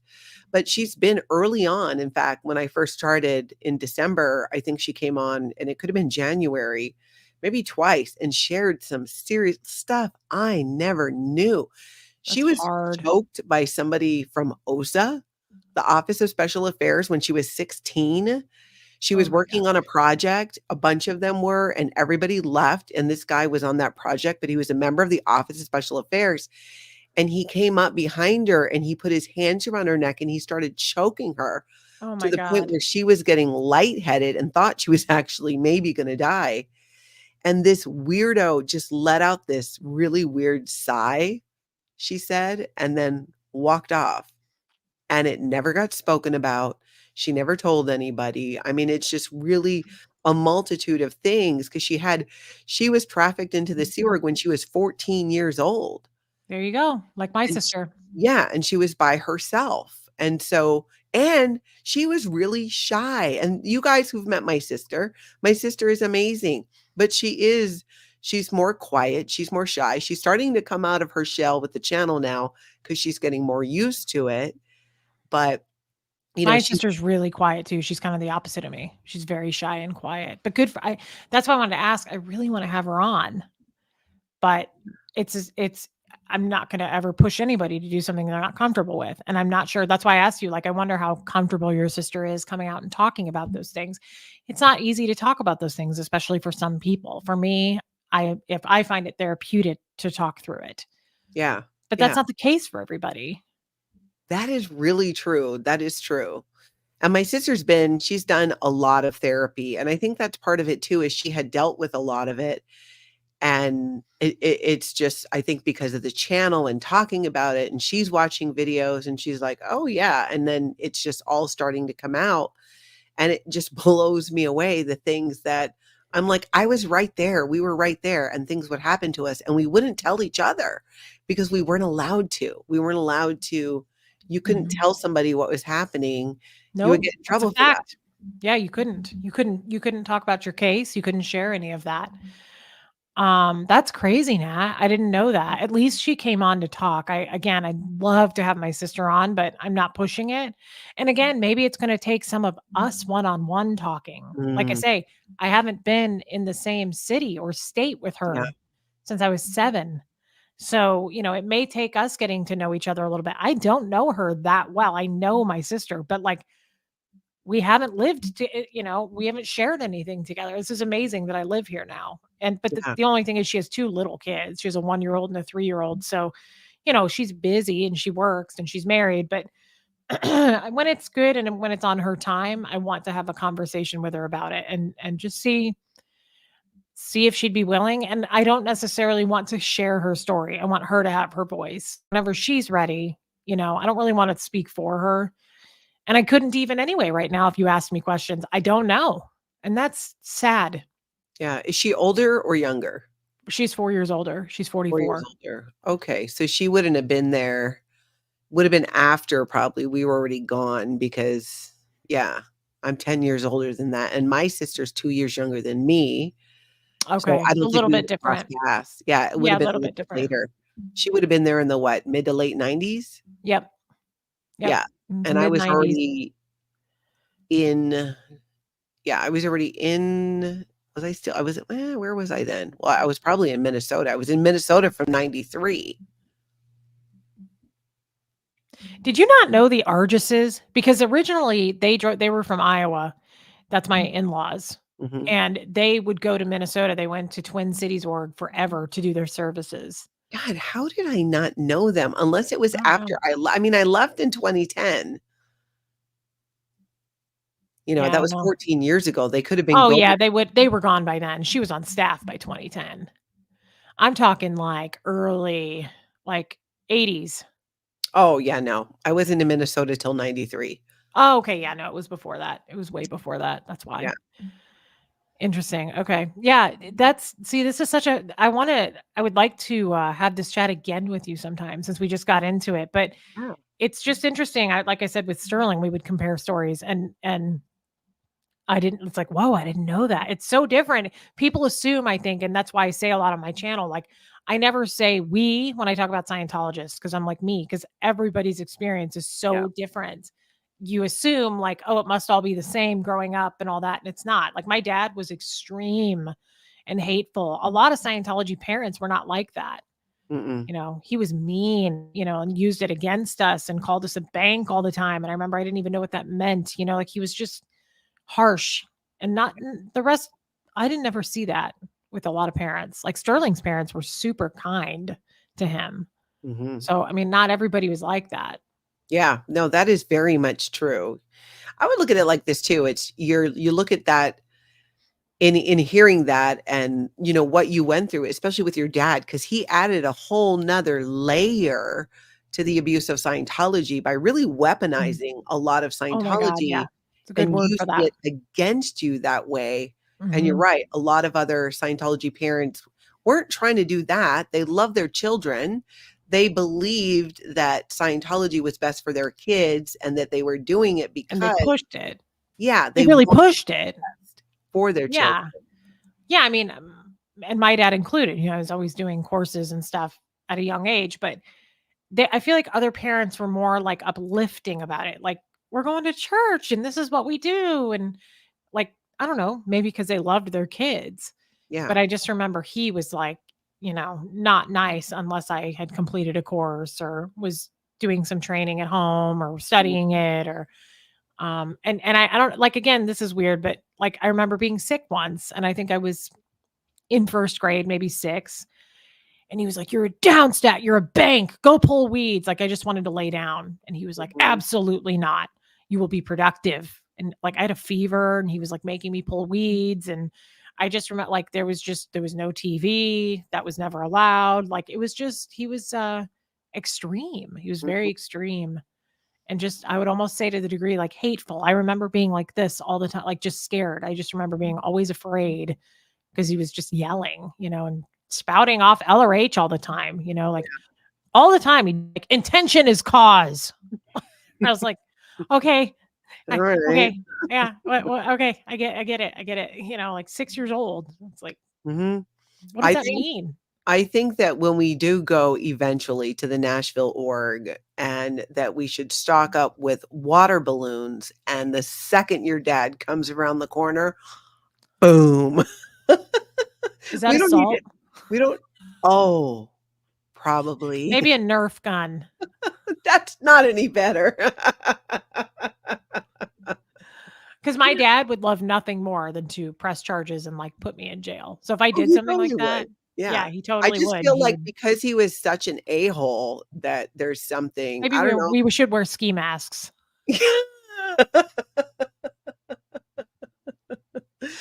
Well, and maybe if we did it not on Scientology property too, it just, I mean, we could do a drive-by water ballooning of him. That would be cool. We could do that with Mhm. ski masks on. We don't wanna get caught, Yeah, and and then what we're surely we gonna won't do hear. It's not like this is a public forum, what we're no, saying right now. here's what I'm gonna do for you. We're doing this at some point, right? It's not just the water balloons. I'm gonna get a giant bucket of ice cubes. I'm gonna wait for him to walk by, and I'm gonna start throwing at him going, "Who's in an ice cube now?" Who's got the ice now, bitch? Yeah. Yeah, that was crazy. That was crazy. I nobody's really admitted to the ice story. So when you said that, it Mhm. shocked me because you know that from the OT levels, that people were dumped here in ice. You were told that, right? Yeah, yeah, in ice cubes. Yeah, some of them were put into ice cubes and frozen. That's how they were transported all that way Mhm. from the other planet and then Yep. dumped into the That's what I was told. volcanoes. And History of Man, I do believe L. Ron Hubbard wrote History of Man, I think before the operating Thetan levels, and so he talks about things in History of Man that when you do the OT levels, you're like, "Oh, wait a minute." He talked about that, like, a lot of it is already in History of Man when you In the think about books. the different entities that he talked about around your body. Well, that's body thetans. I mean, it just Mhm. called something else on the other levels. Christy says, Reese, your dad really could benefit from some therapy, possibly some medication. Just saying. Christy, you are Yeah. wise. You are Christy, wise. it's true. I mean, as much as I wanna laugh at that, that's true. Yeah. And a It's nice probably too late for him, but yeah, I mean, he could have throughout life. Um, that's another thing. All the OT8s would say that to me in Kansas City, like, "That's why you guys gotta get through the basics because there's so much OT data in the basics, like, in the basic books, like History of Man and Science of Survival," and West Coast Fancy Nancy is nailing it here. Frozen water balloons. that's definitely assault. Might do some time for that. You guys might have to come get me out. That's like, that's some charges being pressed there. Yeah. Wait, if he wasn't OT, how did he know about the ice cubes? Because it was spoken about. I mean, I Yeah, don't know, and I've it heard was people in talk History about of it. Man. Yeah, it's in History of Man. In History of Man. In fact, hold on. My dad, Joe Buchanan, is like 76 now. He He was is? born in 49. So Mhm. I'm hearing he won't be able to run fast from the ice cubes that we're gonna No, throw at he's fit. He's a fit man. him. That's why I always wondered why I'm so chubby. Both of my parents are very thin. Girl, you aren't chubby. Mm. You're voluptuous. Oh, curvy. Mhm, curvy, exactly. I'll have to look it up in History of Man, but I remember reading it not that long ago too, That's about a the ice cubes. creepy book. It's History one of Man's the coincidence. creepiest. Oh, it's completely creepy. You wanna talk about nightmares. We should just read out a History of Man sometimes. Mhm. Like the white coats and the spinning of the room with The clam. the clam. Yep. Like why I'm a vegetarian because I've been eaten by something before I was digested. That's It's right, I forgot so about that. creeping. It's so creeping. History of Man is terrifying. It's so Yeah. nasty. It's so nasty. Well, Yeah. we should wrap it up because, Yeah. otherwise we will talk forever. And we don't Please run out make of sure things. exactly, we will never run out of the things. Make Mm. sure, everybody, that you hit that like button, you hit subscribe on my channel, and then go over to Relatable Reese. She also goes by Real Table Reese. Real table.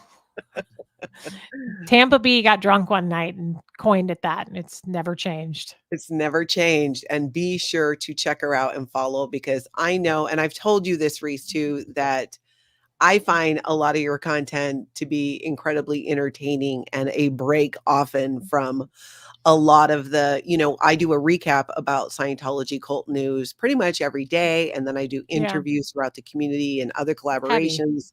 Yeah, It can and get I heavy. try to keep it as fun and entertaining as talking about cults can be, but I really appreciate being able to go over to your channel, and I've seen people talk about this. I am a lurker. I almost never am in the chat, and I originally I wasn't doing it for a couple reasons, but I feel like I miss out and I kinda wanna be in the chat now. Maybe I'll just be in the chat on your Go to the channel. chat. It's silly. It's silly nonsense.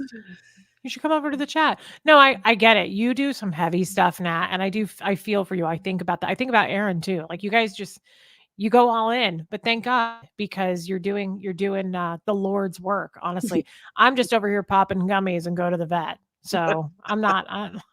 I ain't right. It's not right. I didn't take a gummy. It wasn't that, but my mom gave me a Claritin that I thought was a Did you Claritin. figure out what that was? Because there's no way that was Claritin. I think it was something she got from Keith Richards.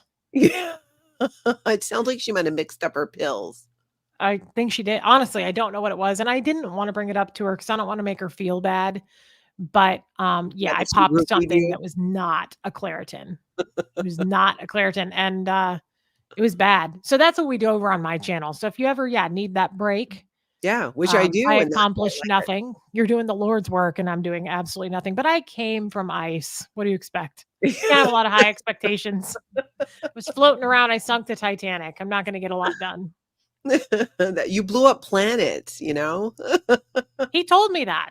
But Yeah, again, he was mean intentioned. yeah, I yeah. remember being so scared when he said that I blew up planets. I was like, I already felt guilt enough, like walking around all the time. And I remember him saying that to me. He was like, I bet you blew up a lot of planets and other Mm, galaxies and killed civilizations. And I was like, probably add it to the list, Gene.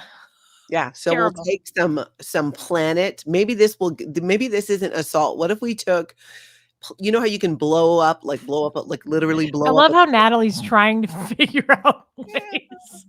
how to mess with your dad. Let's check in with an attorney and see like what the laws are here. Yeah, if we just threw it at him, it's like just throwing a ball, like, maybe he'll catch it. I know, and I think because I was watching your channel before we became friends, before I got to know you, and so Yeah. I got to know you as a viewer who was lurking, and so when I had the opportunity to go to Kansas City, that's why I wanted to go face down Dan O'Connor because I'm like, having heard your story, I felt inspired, and obviously throwing ice cubes at your dad, probably more than likely. I feel like there's a scenario where it could happen.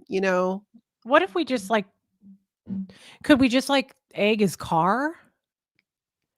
Or like Yeah, that can cause real damage, though. oh, okay. So that's the wrong direction. Yeah. Okay. The key is All to right. throw the ice cubes at him, but don't hit him. Yeah, and ice cubes don't hurt. No. It's not a big No, deal. no, but people have been, arrested for less when it That's comes true. to We just have to be careful. Now, as long as we're arrested together, like if we're put in the holding cell yeah. together, I think I'd be okay. But okay. We have to be careful here. We're gonna have to read up on the laws. Yeah, exactly. A Um, lot of it, it's basically just fantasy, but like I was saying, I think because having and heard a lot of your story on your channel, I don't know. It sounds so now that I'm thinking about I'm like, why am I having these thoughts? It's so childish, but I feel protective. I feel protective of you. I I want to love go you. smack down your dad for being such a dick. I think It we just all do. Maybe we should all meet and do that. And it's just like a huge gang of people that can't be stopped. toilet Like paper even his it's too car. much for the There police. we go. Yeah, TP's car, Cajun mama. Silly string, fancy face. Yes, silly string. Yeah, Yeah, you no dear, throwing of anything. And I we would like can't to throw say anything. for the record, just in case, I want to make it very clear that this was purely for entertainment purposes in my own mind and a fantasy. I'm not actually going to do it. No one's Not going to assault anytime Gene soon. Wally. Yeah, not gonna happen. But we can talk about it as if it was, something fun, fantasize about. But yeah, no, I Yeah. would never do that. It's not my style anyway. Um, but I probably would go up and have the guts to at least say something to him. Yeah. I'm sure he would laugh in my face and say, "You're such a degraded being." Well, I'll But hopefully be there with you and I'll just start reading them the OT3 data. there you What's his go, name? Gene? I'm gonna be like, "You're gonna get Gene. pneumonia now, Gene. 75 million years ago, a galactic overlord called Xenu." I mean, I will involve interpretive dance for it. I Oh, I mean, love that for you. Okay, yeah. so you do your S I'll do my SP powers. You're gonna do your OT powers. We can't go wrong. No, we cannot. And I feel like it would bring a lot of healing for people, and I feel like the chat would even feel better. It just sounds like justice. Although pneumonia is not quite enough, I want you to try to work on your spells, if you don't That's mind. right. Because he should believe as a Scientologist that he's gonna get pneumonia if he hears the OT3 data, if he hears about Xenu. Like, I think if you're gonna cast a spell, like, he shits his pants at every event. Yes. He shits Yeah. his pants at Get your every Levi's. event. And what's that saying? May may his crotch be infested with fleas and his arms too short to reach. So it's just, oh, oh, I'm T-Rex style, sorry. T-Rex arms with the fleas. Yeah. That, and we just Crotch hope fleas. Crotch cro fleas. with T-Rex arms. Oh Yeah. my god, that's the worst thing. And Actually, mud it's butt. not the worst. And you're okay, mud butt, yes, and I was gonna say just we just also wanna we wanna prepare what we're gonna say, like, we hope, like, the forces of evil find their way to your front door every day. Like, something really classy. I wanna say something classy like that too, not just crotch fleas, but we gotta come up with something, like, more intense. We need to like hire David Miscavige's speechwriter so that we have a whole diatribe. I feel like he's just really gonna laugh at us if you're like, "I hope you get crotch fleas," and then I'm like, "Yeah, and mud butt too. I hope you wake up so stiff you can't even move." Like, we gotta come up with something better than that. We gotta do something better than that. So we'll work Yeah. on it. We'll work Yeah, on it. we'll work on it. We're just gonna workshop it. We're Yeah, gonna it's just not workshop very it. hardcore, Nat. I'm kinda disappointed in both of us right now. It's not hardcore enough. We gotta increase. Yeah, well, as much as I wanna throw ice cubes at him, I just also, don't technically really wanna hurt him. It's just No, but we wanna hurt him with words. He's a terrible man, and I at least does wanna he get keep well, his car locked? Is he of the kind that doesn't lock the car? Because you could take a giant poopy in his car. ooh, again, though, that could be illegal. To shit in somebody else's car could be some kind of a violation of a law. Yeah, if it's unlocked, is it breaking and entering if the car is unlocked? Wait, Probably. I don't what know. if we took poop, like dog poop, and we put it underneath the car handle door?